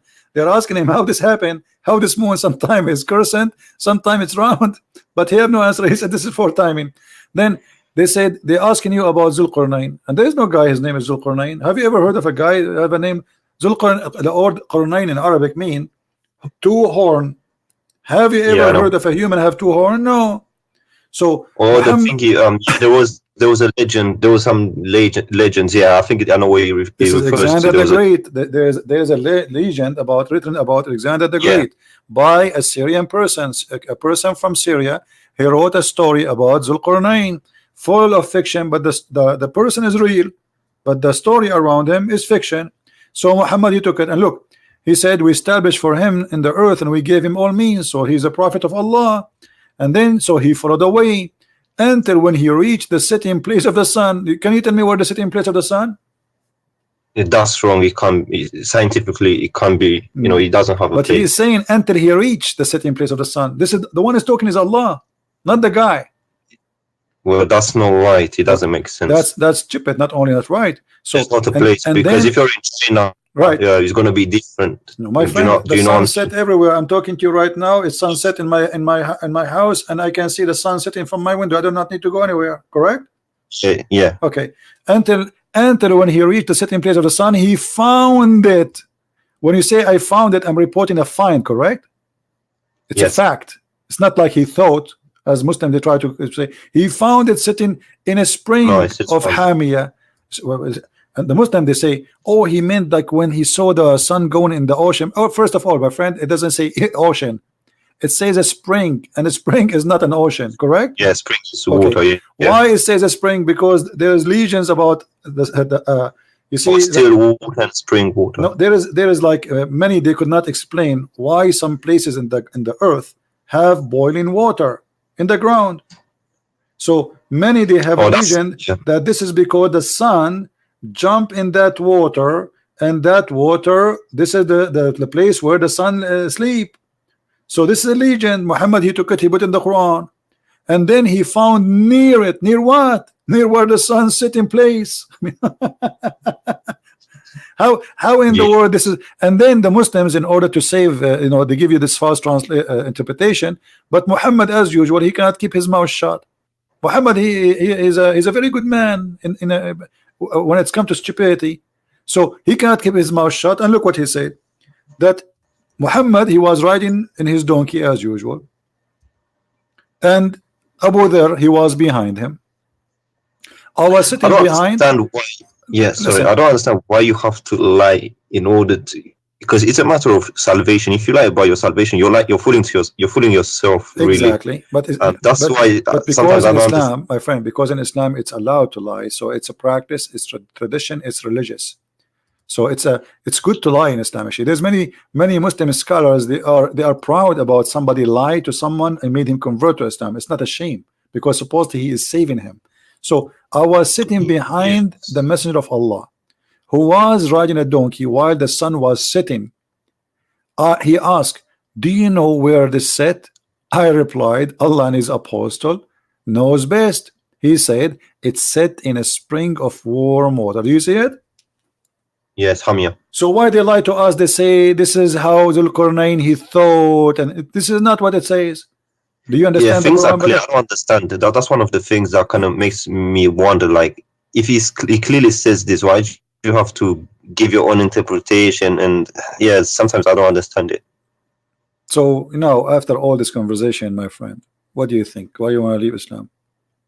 Well, to be honest, in my heart, I just I try to like explain and say maybe there's another way. But when you read it, if you're honest to yourself, and a bit intelligent, you don't really have to lie, because you're lying to yourself. If that's what it says, that's what it is. But for me to to go out officially and say that I left it, there's going to be a bit of consequences. Where I'm from is not that easy to say, look, I just left it. So so let me understand you. You are saying you are not going to say I left, but in your heart you left. Yeah, I always had one. I always wondered, and even this praying in the direction of the Qibla didn't make sense to me. You are a person who just left Islam, but you don't want to say I left Islam. I got it. Okay, good. Yeah, where I'm from is difficult. I understand. So, my friend, I'm happy for you. You call me to prove to me Islam to be true, and we have the end of the conversation. You agree with me that Islam is a false religion. That's wonderful. Happy for you. Well, if I'm completely honest, I'll have to admit, logically, I'll have to admit that scientifically there are some things that don't make sense. The sun setting again, it doesn't make sense. You can lie, you can say, okay, it's how someone saw it and that kind of stuff. But at the end of the day, you're fooling yourself, to be honest. And I don't want to do that. Because it's a matter of salvation. It's not exactly. So if I have to lie, then I'm lying to myself. No one knows. I will let you think. I know you left Islam today. I'm happy for you, but I want you to think about reading the gospel, reading the word of Christ, the Injil. The Injil, exactly, and think about accepting the true word of God, and you will see how amazing the Messiah is. Because to accept the where I'm from, I always see Christian people. They tend to. I'm not trying to say anything bad, but they always tend to be happier and more happier, and also more. They're not that nervous, compared to us. We're always nervous. My friend, you go to the mosque. You go right now. You go tomorrow. Go in the mosque in the morning. Watch the people go inside the mosque. They are fine. They go from the mosque. Everybody's upset. Everybody's angry. You know, it's a place Yeah. where hate is generated. We as a Christian, when we go in the church, we pray for all the world, Muslim, Jews, Hindus, Buddhas, atheists. It is what Jesus said. Pray for those who curse you. Pray for those who insult you, those who they are discriminating you, those who they are killing you. Jesus in the cross, he says to the Jews, when the Jews are screaming at him, your blood is in our hand, he said, Father, forgive them, they don't know what they are doing. This is the difference, my friend. This is why we are happy people to be following Christ, because Christ, he take our anger. Anger is a poison, will kill you. Hate is a poison inside you. You will be the first victim of your hate, because you will never enjoy anything. You will not enjoy even a second with your children. It's because you think, this is why Muslims always, they think there's a conspiracy against us. Those are Islamophobic. Those are attacking us. But the truth is the opposite. Go and see how many people just killed in the last 7 days in the name of Allah. In Nigeria, like in Nigeria, they release hundreds of girls. Imagine they are kidnapping them for what? They kidnap them just to rape them and make them have babies. That's all. They want the babies. I raised this issue with my friend, and he said, for example, ISIS, he said those are not Muslim. But then again, if you think about it, they are not whose Muslims? name are Muhammad, he did the same. Muhammad, he kidnapped the women, he raped the women, and he took their babies. What? You see, if you are following Jesus, how I can say to you, you are not a Christian? If you are following Muhammad, how I can say to you, you are not a Muslim? Correct? Yeah, that's true. And also the fact that, you know, when asked, they say we're killing in the name of Allah, they're not saying any other names. So yeah, if you think about it, the teachings and the things that they're getting from is, you know, from the Quran or the Hadiths or whatnot. Correct, my friend. Well, so I'm happy that I have you today. Feel free to call me again if you wish, and if you can, let your Arab friend call me. That will be a good challenge. Tell him to call. Tell him, hey, listen. As long you tell him, I'm sure you can do better than me because you speak Arabic. I want you to get this guy. His name is a Christian Prince busted. Yes, he's from Egypt. No matter where, don't tell me. I don't care. I don't care how big he is, how small he is, how long his beard. All of them, they are the same for me. They will end as they enter. You know, just let him come, and you can ask any sheikh you want, not only this guy. I mean, any sheikh. The bigger he is, the better it is. Trust me, and you will have fun. You will have fun. Trust me. No, you will love it. For me, it's clear. Regardless. But are you coming on tomorrow? So I don't know, my friend. Maybe I have no idea when house. I come. Sometime, if I can, I will be here tomorrow. Subscribe, turn on your notification, and if we are here, you will know. Okay, and I'll let him speak to you. But for me, it's clear. You know, in my heart, I always had doubts and stuff, but now you made them clear. All right, my friend. Well, I'm happy to have you, and thank you for calling. Take care. All right, thank you very much. You're welcome. You see, he called me to prove to me Islam, and he ended leaving Islam. That's wonderful. What do you want more? We have a Muslim. Prove to me Islam, and he ended leaving Islam. That's wonderful. What do you want more? Mute YouTube, please. Hello. Oh snap! Hello. Hello? Yes. Oh snap! Mute YouTube, please. Is this hello? Christian Prince? Yes. Oh snap! Mute YouTube, please. Mute YouTube.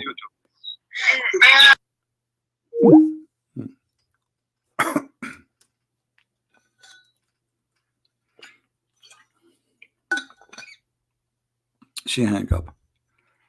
We have a Muslim. His name is Malik. He says a 3-in-1. He is laughing.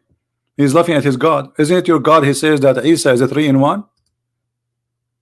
Are you there, Malik? Isn't it this is your Quran saying that Isa is a 3-and-1 in the same time? Where are you? Where are you, Mr. Malik? How 3 can be 1? Malik is saying that. Malik is making fun of his God. He's saying this is stupid. How 3 can be 1? This is stupid, my friend. I mean, who in the world want to believe in 3 as 1 except if he is stupid? That is Allah. Allah saying that Isa is a 3, but yet he is 1. And Malik, you don't agree with Allah. How are you doing, Malik? Yes. Oh yes, hi. So I wanted to ask you some questions about Christianity. Sure, go ahead. But our topic is about Islam. Why you don't want to talk about Islam? I'm just curious. I see you always debate Muslims and you know, and okay, go ahead. to try to prove them wrong. So no problem. So, you know, I hear about all these child molestations that priests do, you know, and you know, also the nuns. Why is that? Let me ask you, those you said the child molestation, what the age of those kids? Some of them are teenagers, some of them are little kids, such like as what? 5 Like years what old. age? Give me age example. Give me age. Like 5-year-old children. Okay, so 5, 6 year olds. Is that the age? Yeah. All right, but that's mean your prophet is a child molester. Those priests, they will go to hell. Jesus said, those who hurt the little one is better for them to put a milestone in their neck and they throw themselves in the deep ocean, which means Jesus already said they will end in the worst hellfire ever. How you explain to me that as long you are against child molestation for someone she is 6 or 7, that you have a prophet who marry a child she is 6 years old? So then why? But why do the Christians do it? You know, these my friend, first of all, I can show you tons of Muslims arrested. Hold on. So you are saying to me those are the worst of us, they are criminals, they are not Christians, because the Christians is those who follow Jesus, not those who call themselves Christian. This is why Jesus said, not everyone says to me, Lord, Lord, will enter the kingdom of my Father, but the one who do his will. Is that the will of God? No. So the question is, as long you agree that they are child molestation people and they are bad and they are ugly, how come your prophet is following them? Who is following who? Those people, they are not following Jesus, they are following Muhammad. This is Sunnah. The practice of a child molestation is the practice of Islam. He married a child, she is 6 years old. Explain to me, go ahead. Oh, Lord. That, okay. Yes, he married her, but he didn't have sex with her until she became of age of puberty, when she became a woman. Really? But it says in the front of me that she was 9. Yes, so when she was 9. So you are saying to me, in the age of 9, somebody can molest you?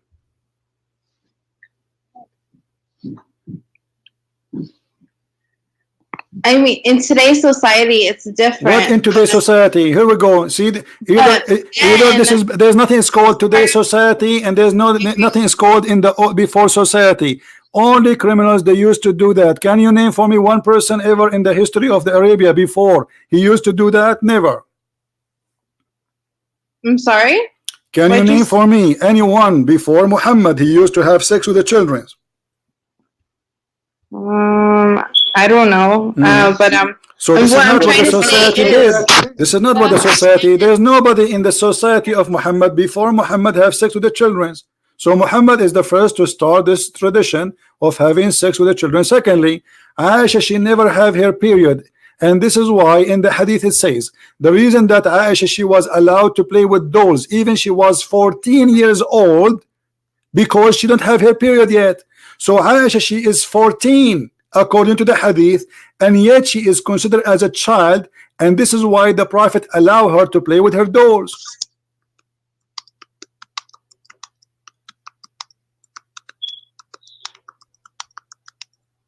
Are you searching Prophet Google?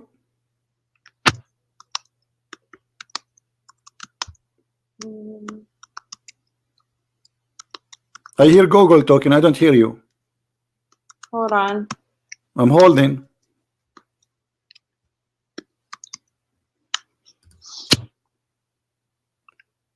And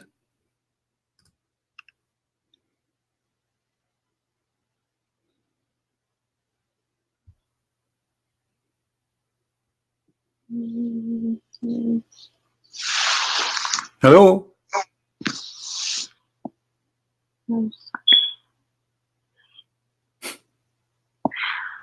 Anyways, like I was trying to say, when like at a certain age, you know, girls were expected to get married. So you agree? Okay, so now was your prophet a good man? For us, those who do that, they would put them in jail. According to Islam, right now, the Muslims, they practice this in Islamic countries. They marry girls at the age of 6. Are you against that? Today they marry it because this is a sunnah. Whatever Muhammad he says, you follow. Are you willing to give your daughter at the age of 6 to a man? He's a Muslim.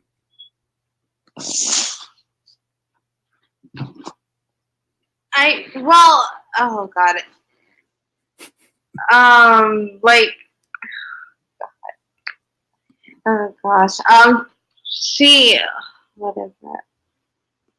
Well, I wouldn't. When she became a teenager, if she wanted to get married, yes, I would allow her to get married. My friend, with my respect to you, with my respect to you, I said 6 years old. Your prophet, he made it clear that this is everything he do. Muslim, they follow. Muhammad, he pray like this, you pray like this. Muhammad, he marry like that, you marry like this. This is sunnah. So Muhammad, he marry at the age of 6. If a big sheikh like Shabir Ali, he come round and he wanna ask for your hand, or Zakir Naik, Zakir Naik is 54 years old. Your daughter is 6 years old, and he came to marry your daughter according to Allah teaching. Are you willing to do that? I would advise her to wait. Or you advise your 6 years old to, guys, she will advise her 6 years old daughter to wait.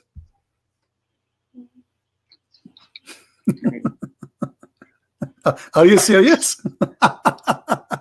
Yeah, which means. But your daughter, she is 6 years old. She don't know even what marriage means.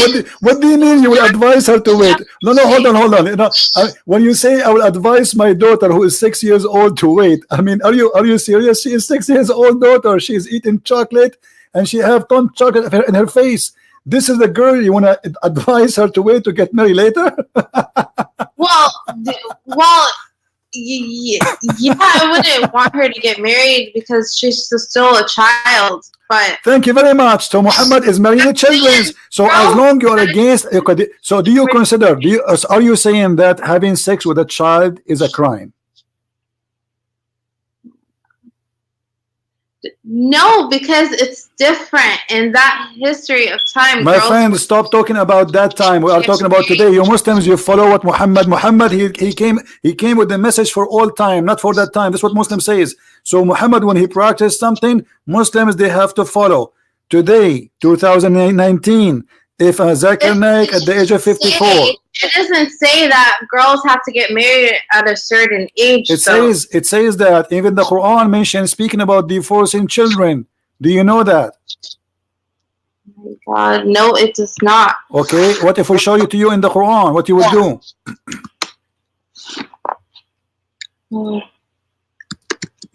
Do you see my screen? Do you see my screen?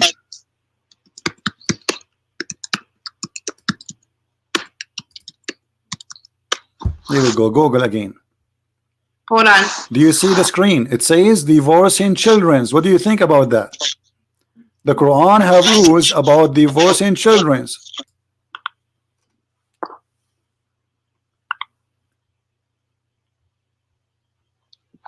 Hold on.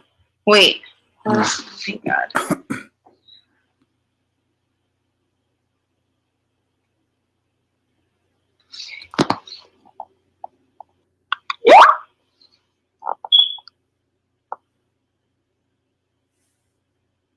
Look, if you cannot.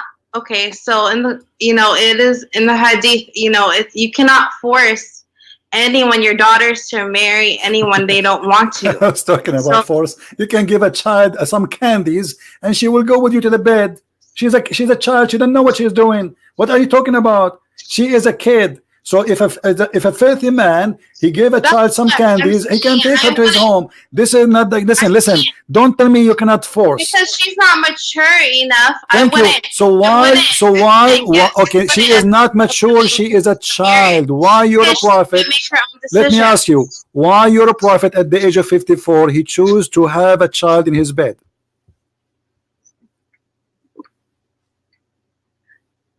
what that present to you? I mean, he have already many wives. Why he choose? There's many women. They are women, already women, growing women. Choose one. She is maybe 17, 18. You know, child. This is six years old. She is 6 years old.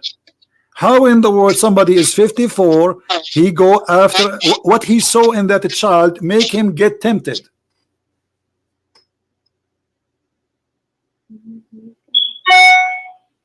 But okay, they didn't consummate the marriage until she was older. My friend, he was molesting her between 6 to 9. At the age of 9, he did intercourse. This is what the hadith saying. So at the age of 9, he did boom, boom, boom. So your prophet was molesting the child, because molestation not necessarily having sex.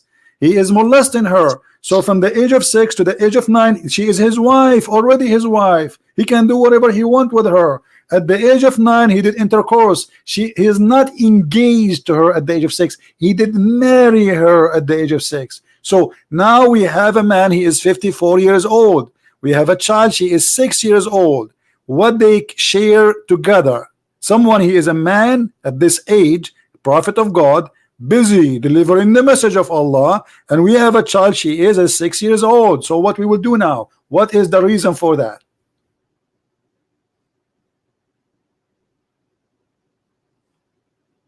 Okay, but what about, so it said, you know, Mary was about like 12 years old when she was married. My to friend, Joseph. who said that? This And is who said that? Who is the stupid? He said that to you. There's nowhere it says that. This is stupid. Secondly, the first baby Mary she have, according to the Quran, she have no man. Are you saying to me the Quran is lying? Because the Quran said women, Mary she was. Listen, but it says in Christianity. Where nowhere in Christianity it says Mary she was 12 years old when she gave birth. This is a lie. Oh really? Yeah, this is a lie. Show me the verse where. There's nowhere. Secondly, Mary she was a virgin. What married? According to the Quran, Mary she never have a man. And the first child she have, in order for anyone to have a child, she have to be a woman. A child cannot give birth. So she have to be a woman. This is number one. Number two, the child she have is without a man in both book, in the Bible and in the Quran.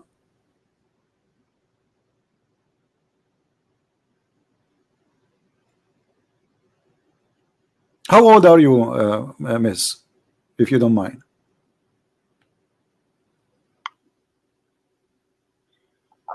I'm 20. Okay, let me ask you, do you believe that women are half a brain? I'm sorry? Do you believe that women are half a brain? That women are hard to what? Half a brain. I'm sorry, can you repeat that again? They are half a brain. Their brain is not, they have deficiency in their brain. Do you believe in that? Like, what do you mean? The question is very simple. Do you think women who they are female in gender, they have deficiency in their brain? Do you believe in that? I don't know. I mean, like, men and women think differently, and this is not a question. I'm talking about deficiency. Do you know what deficiency means? I think you speak English better than me. Deficiency, it means they have something wrong in their creation. Their brain is not functioning correctly, correct? That's what deficiency means. So when I say deficiency in the brain, that means they have deficiency in the brain. Do you agree with that?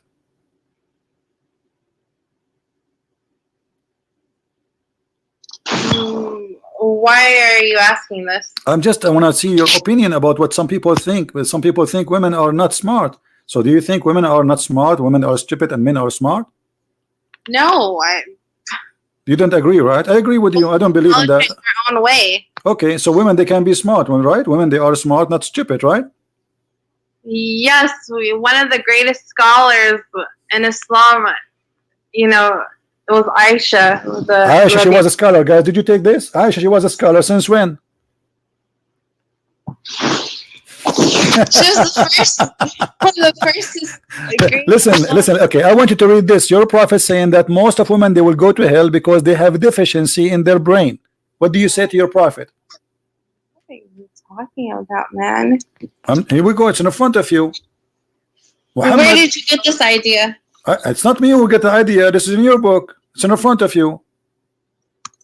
Read the story. It's in the screen. Read it for us. Go ahead.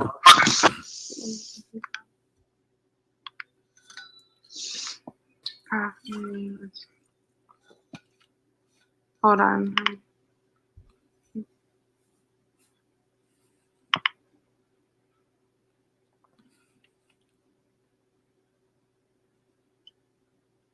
Yes.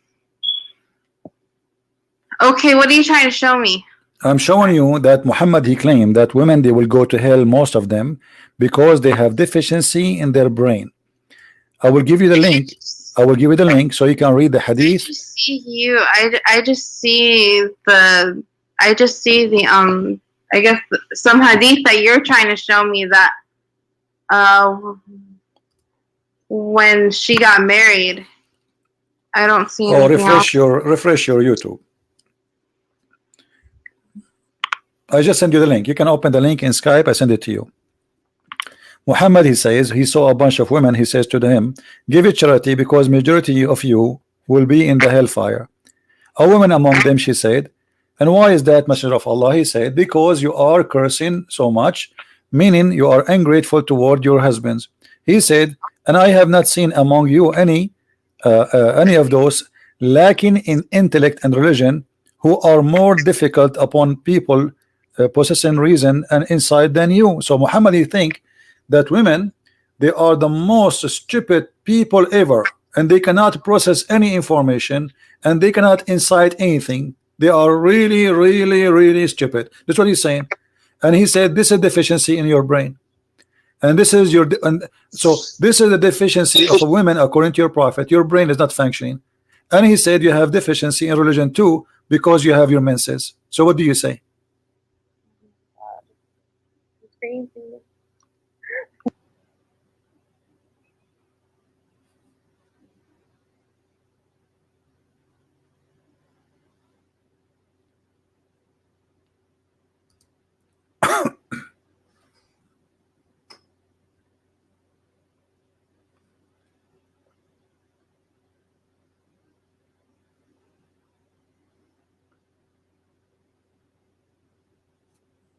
What do you think, my friend? I'm happy, by the way, that you call me, and I apologize if I'm a little bit screaming or etc. But I get excited when somebody, I help. When I see people I'm helping, I really get excited. So what do you think? Do you agree with Muhammad saying that you have deficiency and you are stupid, you are silly, you will go to hell? And why? Because you have deficiency in the brain and you have your menstruation every month. Do you agree with that?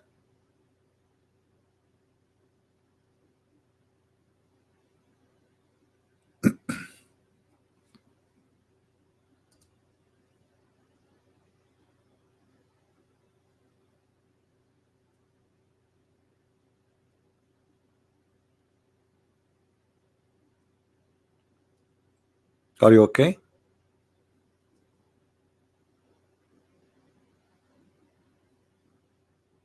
Are you ready to leave Islam or not yet? What kind of religion you belong to? You belong in a religion, believe and teach that you are stupid. And you are calling me to prove to me that you are smart because you have answers. Correct, guys? Muhammad, he says Muslim women are stupid. Muslim women, they call me to prove to me that I'm wrong, which means they are smarter than me. I think you're trying to show me there's a hadith that he talks of Rasulullah sallallahu alaihi wasallam.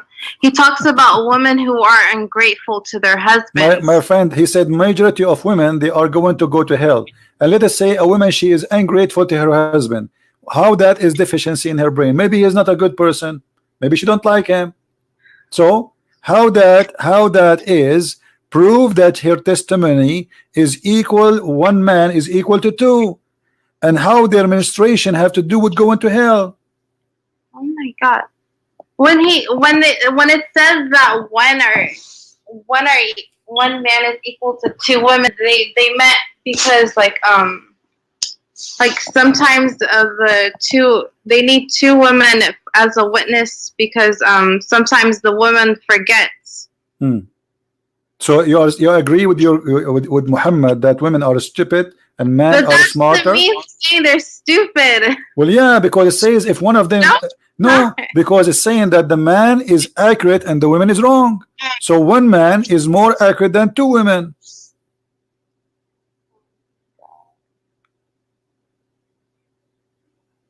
This is what it says. One man is more right than two women. So two of you, you need now to ask another sister to call me, because two of you are equal to me. You alone is half. It doesn't mean that one man is greater than two women. It's not saying that. Okay, it doesn't say in the Quran that the man he can beat you because he is maintainer of you and because you are stupid. That's mean he can correct you, yes or no? No, it does not. Okay. It does not say that. When you read the hadith, no, you have to read the hadith too. You can't just read Quran and make these claims. You have to read. My friend, here we go. I'm reading the hadith and reading the Quran. The Quran in front of me. It says that the man he can beat you.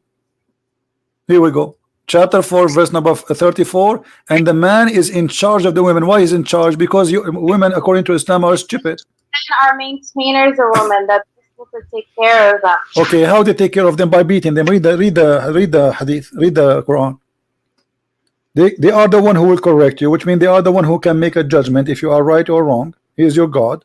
He is the one who school you. He is the one who admonish you. He is the one who beat you. When the man he have all those things in his hand, that's mean he is the one is right and the women always wrong. Can a woman beat her husband in Islam if he's wrong?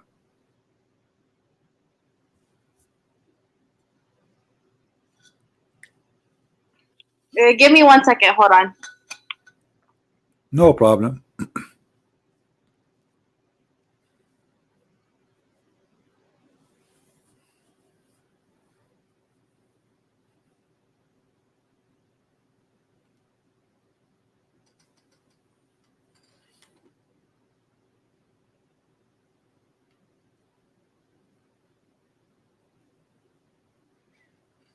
Your Google is so slow.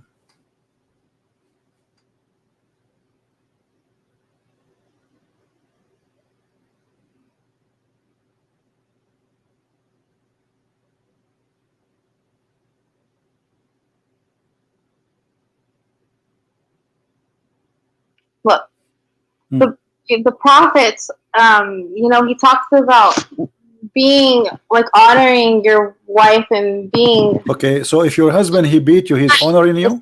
Prophet, peace and blessings. If you are my wife, with my respect to you, I honor you by beating you. Kind treatment and honoring one's my wife. My friend, how you honor a woman by beating her? Explain to me. Your father, he is married to your mother. Is he honor her every day by beating her?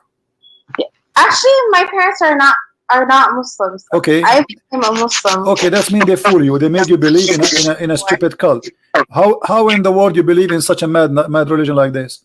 A religion says that you are going to be a sex product in the heaven of Allah. Allah will give the Muslim man hundreds of women for sex, and you will be a sex toy in the heaven. How you accept that? How you accept a book saying that the man he can beat you?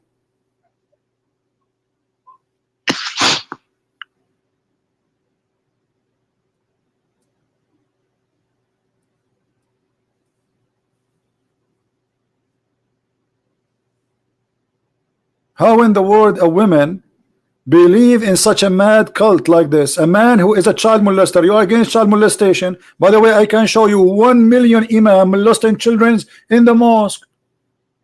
It's all over. But your prophet is the first child molester. How you believe in a book says the man he can beat you? Why? You are in America. If you live in the USA, if you beat a dog you go to jail, which means Muslim women, she don't have right of a dog in America. If I beat a dog in America, I go to jail. In Islamic countries, according to Islam, if the husband beat the wife, he is doing his right. A dog in America is more protected than a Muslim woman. This is the truth.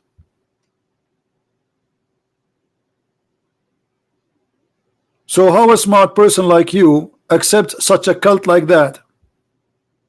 Friends, they fool you, they lie to you. Islam, Quran, full of miracles. It's a garbage book. Here we go. Let me bring me the biggest shake ever, and everybody will die laughing at the miracles of the Quran. I'm here to challenge everybody. Who is the sheikh right now who is listening would like to call us so this lady she can see how stupid the Quran. This is the book of stupidity, literally.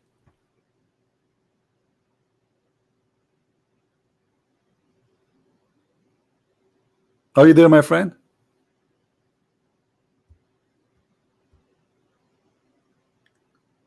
Did you decide to leave this cult? You are smarter than this. How a lady like you go to school, she have a brain, she is smart, she accepts such a madness like this. Our religion says that man is maintainer, and how they are maintainer because Allah he excel, and they spend their property on you as if you are, with my respect to you, as if you are a whore or a hooker. This is a shame. Because I spend my money in my wife, I have the right to beat her.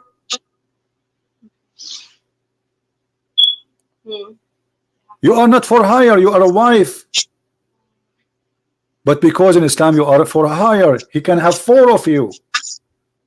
Are you preparing yourself that your husband Ahmad is going to have 4 wives like you, and then by one word send you text message he would divorce you and he will get a new brand new 4?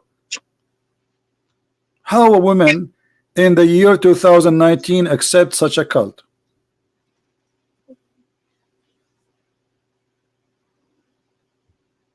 It's your friend, my friend, I know. You have a friends in school who fool you. They made you believe that this is an amazing religion. We are the Arab, we are the one who made Islam, and we are the one who is going to expose it and destroy it.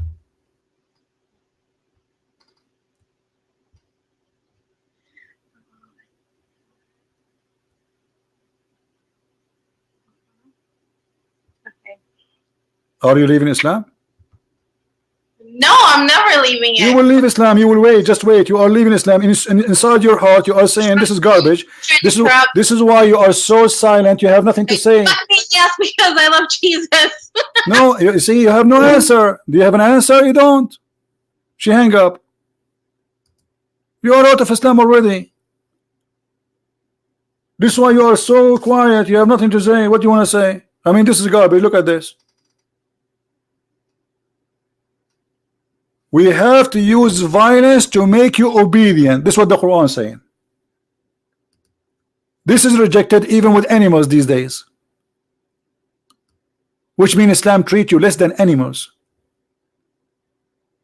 If an owner of a dog in America, he forces his dog by violence to obey him, he go to jail. A woman in Islam, her husband, he have the right to force her by violence, by beating her, so she will obey him. How? Hey Muhammad, how are you?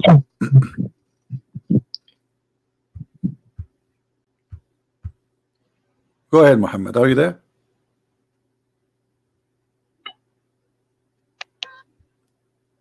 Hello. Hello. Yes, Muhammad. What do you want to say to us?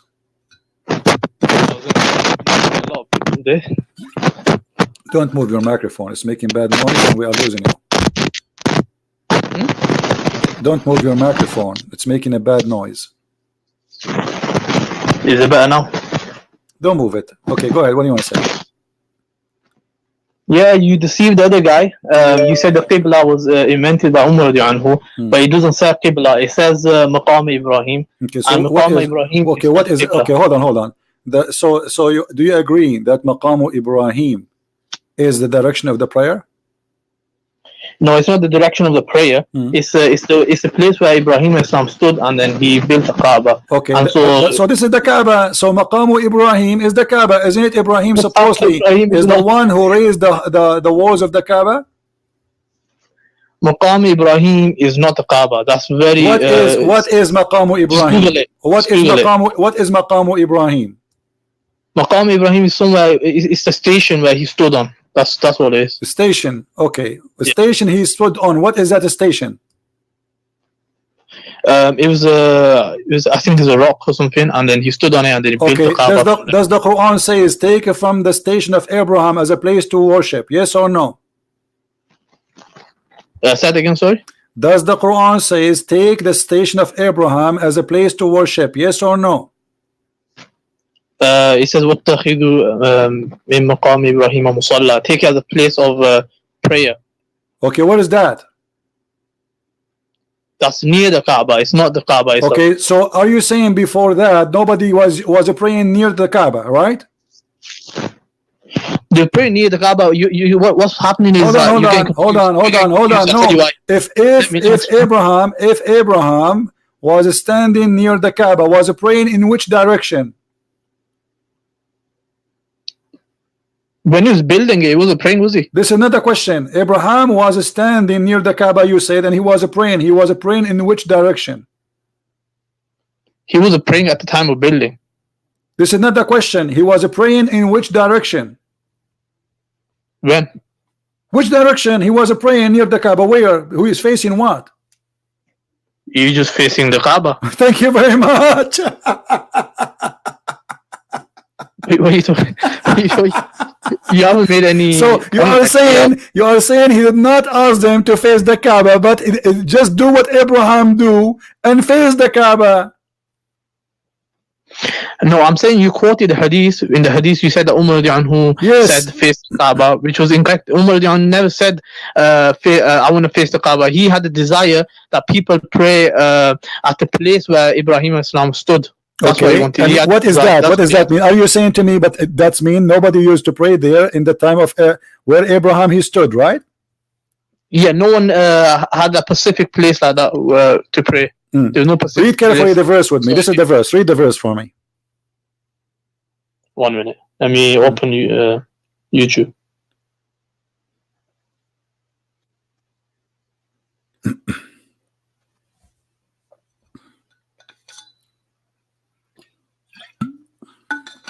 And mention when we made the house a place of return for the people and a place of security, and take from the standing of place of Ibrahim a place of prayer. Okay. And we charge. Yeah. So is it about the Kaaba?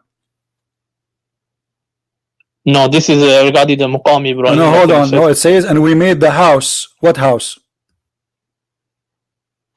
Yeah, that is talking about. That's okay, about and he is quoting this verse. You crazy? The hadith saying this verse about the place of Abraham. It is my words. So all of this is what the man, his name Omar, he said. Maqamu Ibrahim is the verse which he is quoting. He is not quoting the whole verse. He is quoting the whole. He's quoting a sentence to tell you which exactly he is speaking about. So this is what he meant. And before that, the Muslims was praying to which direction, if you don't mind to say? What do you mean? They already prayed? Before this verse came, the Muslims were praying in which direction? They already prayed towards Kaaba already. No, they were praying to Jerusalem. No. Allah says in Surah Baqarah, Allah says, قَدْ نَرَى تَقَلُّبَ وَجْهِكَ فِي السَّمَاءِ. We have seen you facing the. After that, that's the time when the Kaaba was changed. The Qibla was changed. Your prophet was praying to Jerusalem until what year?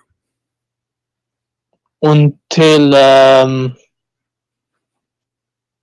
I think it was when after the migration. Okay, you are saying to me this is happened in the chapter of Al-Baqarah, right?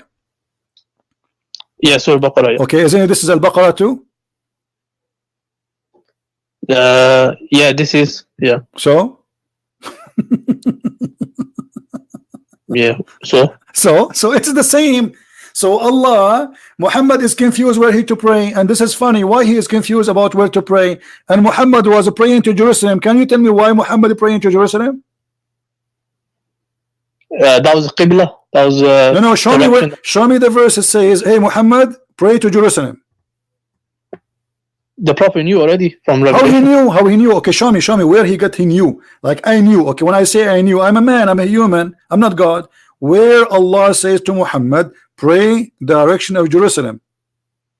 We know from the hadith where the prophet said that he used to face Jerusalem. I know that. That's another question. Where he knew? No. This is tradition from who? From the Jews? Of course, Allah revealed the revelation to the Jews as well. Okay, show me where Allah revealed to Muhammad to pray to Jerusalem. Yeah, just by the mere fact that he was praying, that shows that was revelation. He already hold on, guys. Muhammad, he prayed to Jerusalem, but he did not need a revelation from God. So why he's God? He has it in his knowledge. That's it. What do you mean he had in his knowledge? Muhammad is born with knowledge about revelation? No, Allah reveals to him knowledge. Okay, as long he revealed to him knowledge, how he revealed it? He gave him Quran. The Quran is not the only knowledge Allah reveals to the Prophet. When Allah revealed to him, he revealed to him what? Words? Or he what revealed to him? Not just the knowledge. Sometimes he reveals so the knowledge. Is like he smelled something coming from Jerusalem, he starts sniffing and he decide to go toward. When you say knowledge, what does that mean?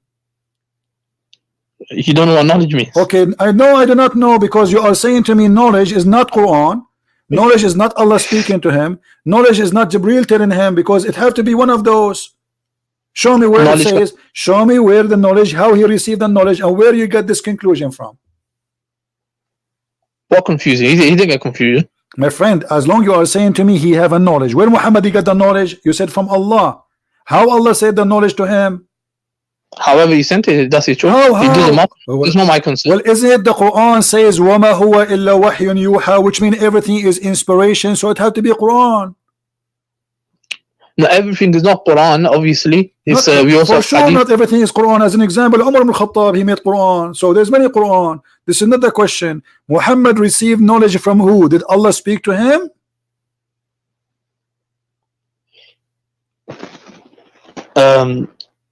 Yeah, so Allah told him. Allah knew. Allah told him that He gave him the knowledge somehow. Either it could be through a dream, it could be through. Okay, show me the story. Don't tell me could be. Don't tell me. Do you believe in the religion of could be, or you believe in the religion of for sure? Yeah, I'm saying this information. Okay, don't tell me. So then tell me then could be. No, don't tell me. I'm saying it doesn't matter. It doesn't matter. No. It does matter. I'm asking you a question. Why does it matter? This is about God. What if somebody fabricating a story does not exist? So when you say it doesn't matter, that means it doesn't matter if Muhammad is a prophet or not. It doesn't matter if he's saying the truth or not. It doesn't matter. So when you say Muhammad was praying to Jerusalem, should you ask yourself why he prayed to Jerusalem and where Allah he said that to him? I already told you the hadith says that used to be the Qibla. So the Prophet already told us. He told that why it used to be the Qibla. This is the question. You are not giving the answer. Why it used to be? Yeah, why it used to be the Qibla. What is the reason? It was a mosque that was built by one of the prophets. Okay, let me show you something. Do you see my screen? Yeah, 1 minute. Okay.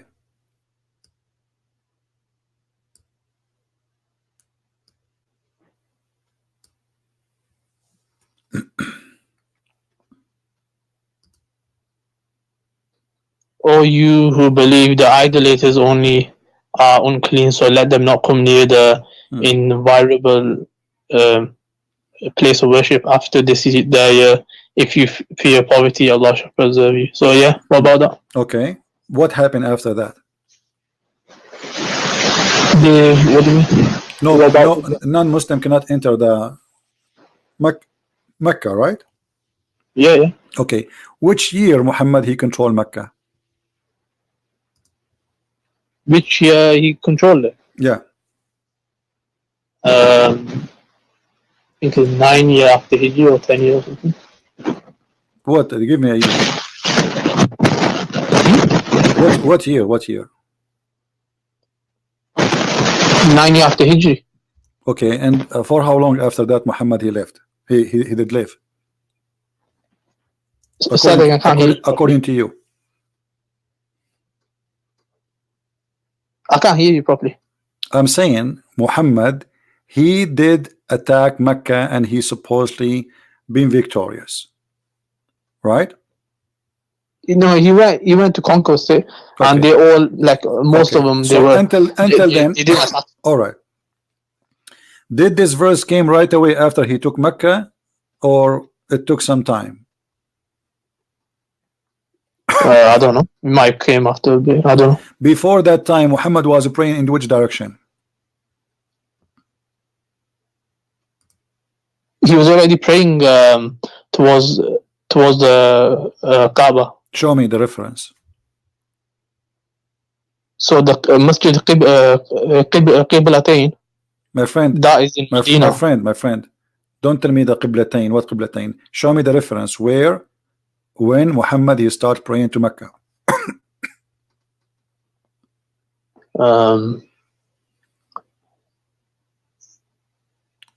Yeah, I don't have it to hand at the moment. Okay, I will give you time. Maybe you can call me tomorrow or next year. Now, so what evidence do you want exactly? Okay, no. Listen, when Muhammad he changed his mind about when Muhammad exactly he changed his mind, and you will find this is when Omar he said to him, that's what it is happening, and you can go right now and read the interpretation. However, if you look with me here, this is chapter 9, verse 28. It says, if you fear poverty, what is that? Why the Muslim they will fear poverty?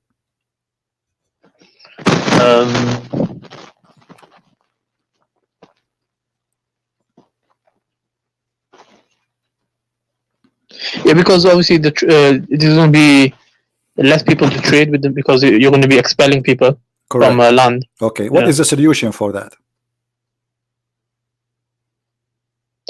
Allah will give his bounty, isn't it? He will give them what? His bounty. Bounty? What bounty mean? Allah will give them wealth. He'll take care of them. How he give them wealth? Is that the money they will steal from the Christians? No, what will happen is other people will try to attack them, and then Allah will make them victorious. You see how you get yourself busted? It says right away after that, fight against those who don't believe in Allah from the Christian and the Jews. So they did not attack them. So if you fear poverty, Allah will give you. How he will give you? Okay, attack them and take the jizya.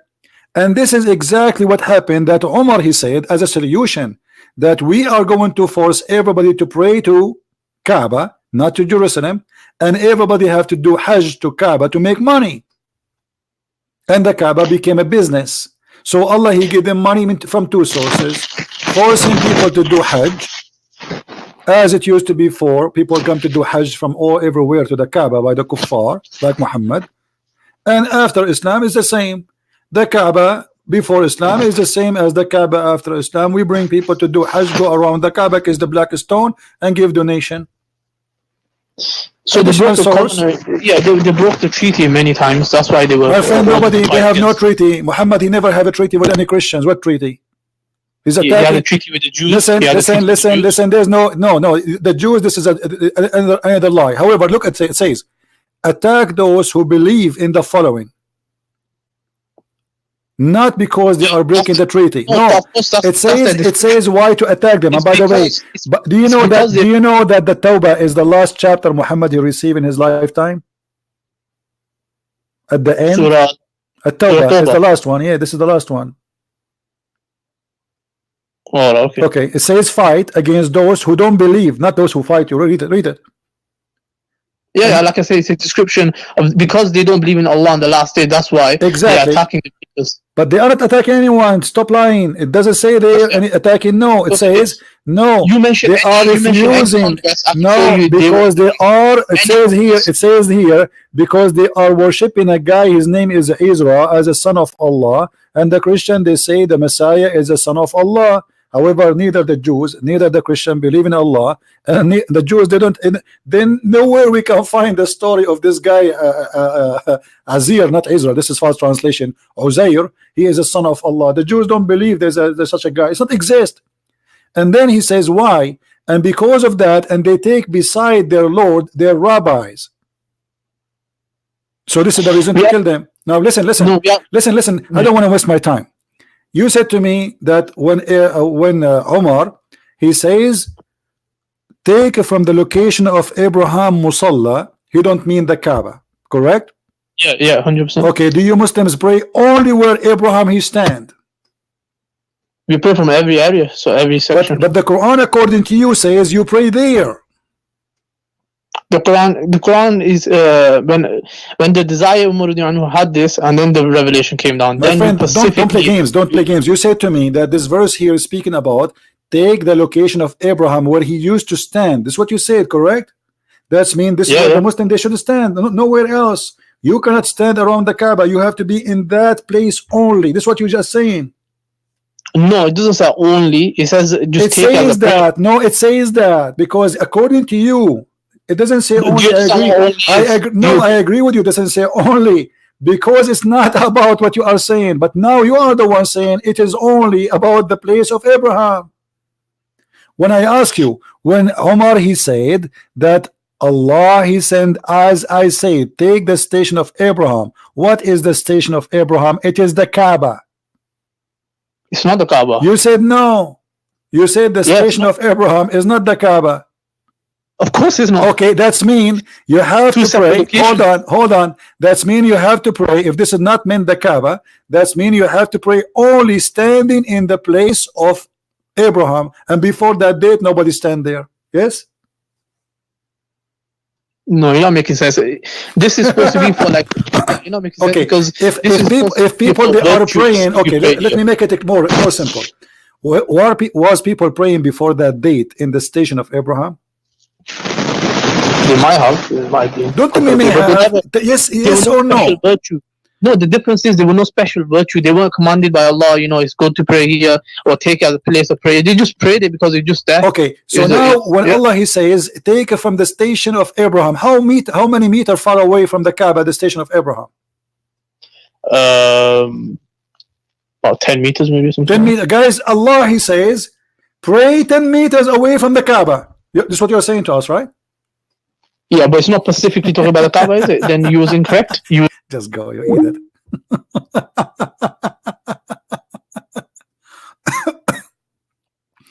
Because you silly. Maqamu Ibrahim is just a stone. How the Muslim they will pray in that stone, you idiot? It's a stone. It is nothing but a stone. So how the Muslims will pray under stone?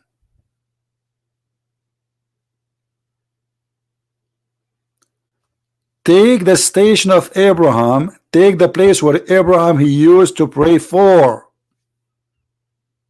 Do exactly as Abraham, because Muhammad he forsake the tradition of Abraham all this previous time. He was not praying to the Kaaba, he was praying to Jerusalem. And according to Muslims, this is the tradition of the Abraham. He pray in the direction of the Kaaba. And he have a stone, he stand on it. This is the maqam. It's not even a place. It's not even a building. And later the Muslim they start building things around, and the same as the Kaaba, they changed. Even the location of the Kaaba today is changed.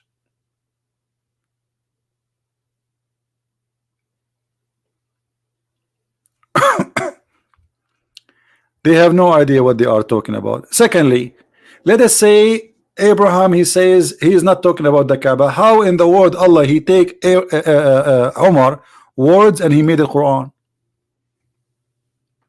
Let us say this is not about the Kaaba, this is about ice cream.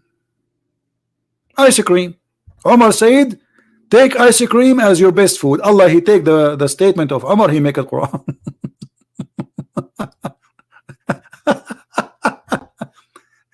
And the funny, they say to you that Allah in the Quran he changed all mankind and genie to make Quran like him, yet he is copying the word of Umar making it Quran. Because it doesn't make a difference, by the way, if it is about the Kaaba or something else. Let us say it's about making shish kebab. Okay, Umar he says take shish kebab and make salad and add yogurt and bring falafel, and then Allah he take the words and look, it says, so the verses reveal the same as I said. That's mean Allah is copying Umar. This is the whole point. And not only that, not only this one, it's about the hijab.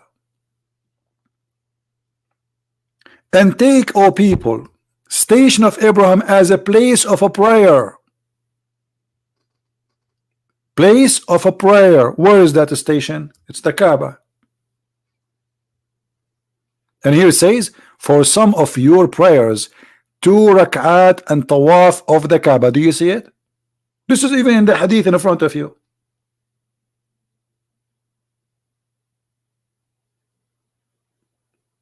So before that time, they are not doing that. They are not going around the Kaaba.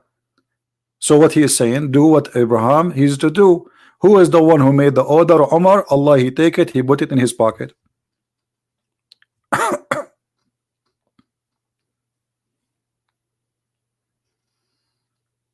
And the most important verse, which is the hijab impacting the life of every Muslim female, is because of the bomb of Sauda. Sauda, she goes to do poo-poo. Omar, because he's a savage man, low-class man, he make fun of the woman who is doing poo-poo. So what he said to her, Arafnaki ya Sauda. What a filthy man. Imagine your wife, she go to do poo-poo at the dark, and your friend, he go after her, he says, hey, we notice you, Sauda. Huh? We recognize you, Sauda. This is the reason for the hijab to come? Because the woman, she was doing poo-poo? And look how evil he is. He flirt with the wives of Muhammad, and then he go inside the house, he said to the Muhammad, tell your wives, man, to cover themselves. I mean, come on. He's just trying to cover himself, like, okay, they would tell him that he was flirting with us. He's telling him, I am looking at your women.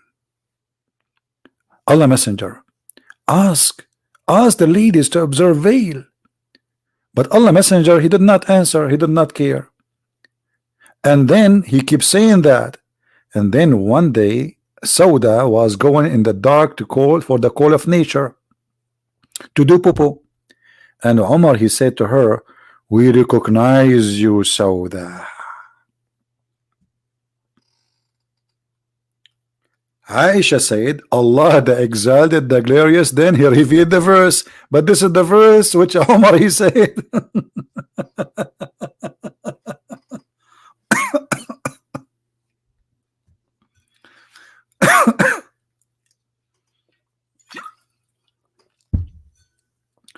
What a crazy cult. And actually Muhammad, he said, if there is a prophet to come after me, that will be Omar, because Omar, he got him busted that he is a liar. Do you know that? If there is a messenger, if there is a prophet will come after me, that would be Omar. Why Muhammad, he says that? Because Omar, he got him busted. He's taking his words. So Muhammad now is telling Omar, you know what, we are in the same fraud. Okay, I'm going to tell people, he's preparing himself to believe that you can say, you can claim later that you are a prophet. If there is a messenger to come after me, that will be Omar. Let me see if I can find the hadith in English.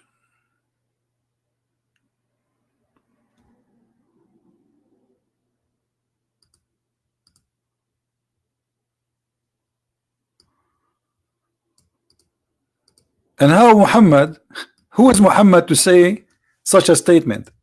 You see, the Muslim, they say Muhammad, he have a knowledge. The Messenger of Allah said, if there was to have a prophet after me, it would have been Umar ibn al-Khattab. Why? Because Umar, he got him busted, he is stealing his words. As simple as that. And what is the qualification of Umar to be a prophet? Because he's a prophet already. He says things, it can become Quran.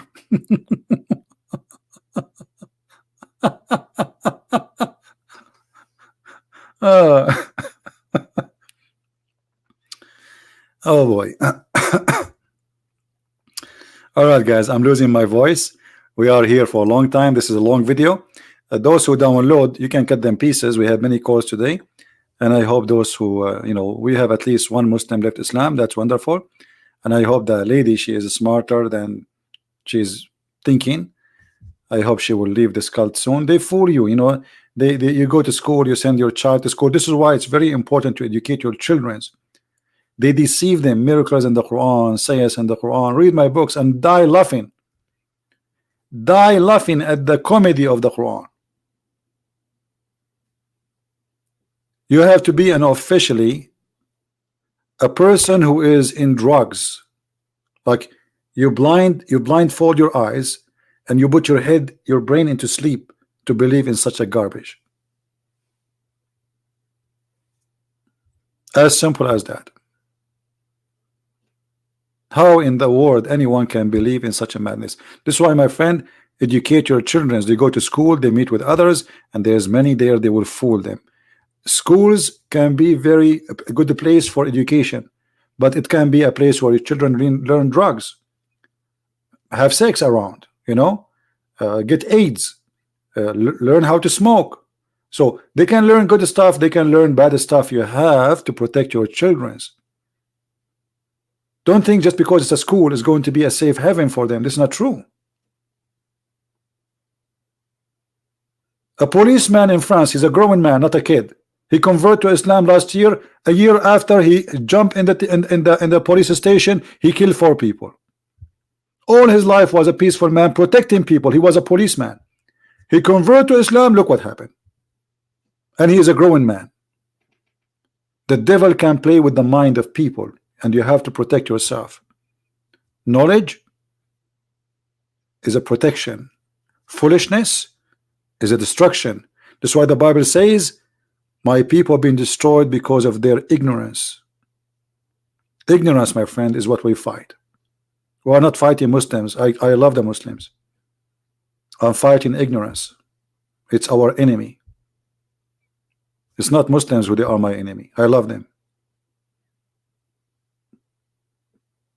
They believe in such a man who brought nothing but madness, violence, bloodshed, stupid teaching, superstition, false science, crazy science, and yet they don't want to listen. But I have good news for you. Millions of people watching my videos. I just gave my book to the Indonesian people, the biggest Islamic country, for free in their language. Let us see how many people they will die laughing after reading what the truth it says in Arabic, and how many they will leave Islam in Indonesia.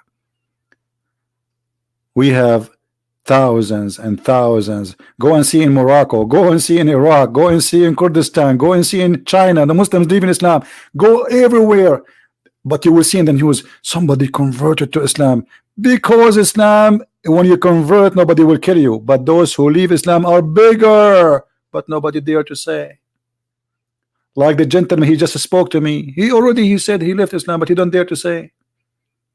There's a consequence. They will kill me, they will torture me, you know. But the truth is, a lot are leaving Islam. And this is how we cry when we read the Quran. We cry laughing. Thank you guys for being here. I hope you have a good time. And don't forget, please, to download the video. This video will stay there maybe maximum 2 hours, 3 hours, and I will take it down. So please download as soon as you can, and enter I see you soon again. If I can come tomorrow, I will. If not, God is willing, when the Lord He allowed us to do it. Christ is Lord, Islam is false, and see you soon again. Take care.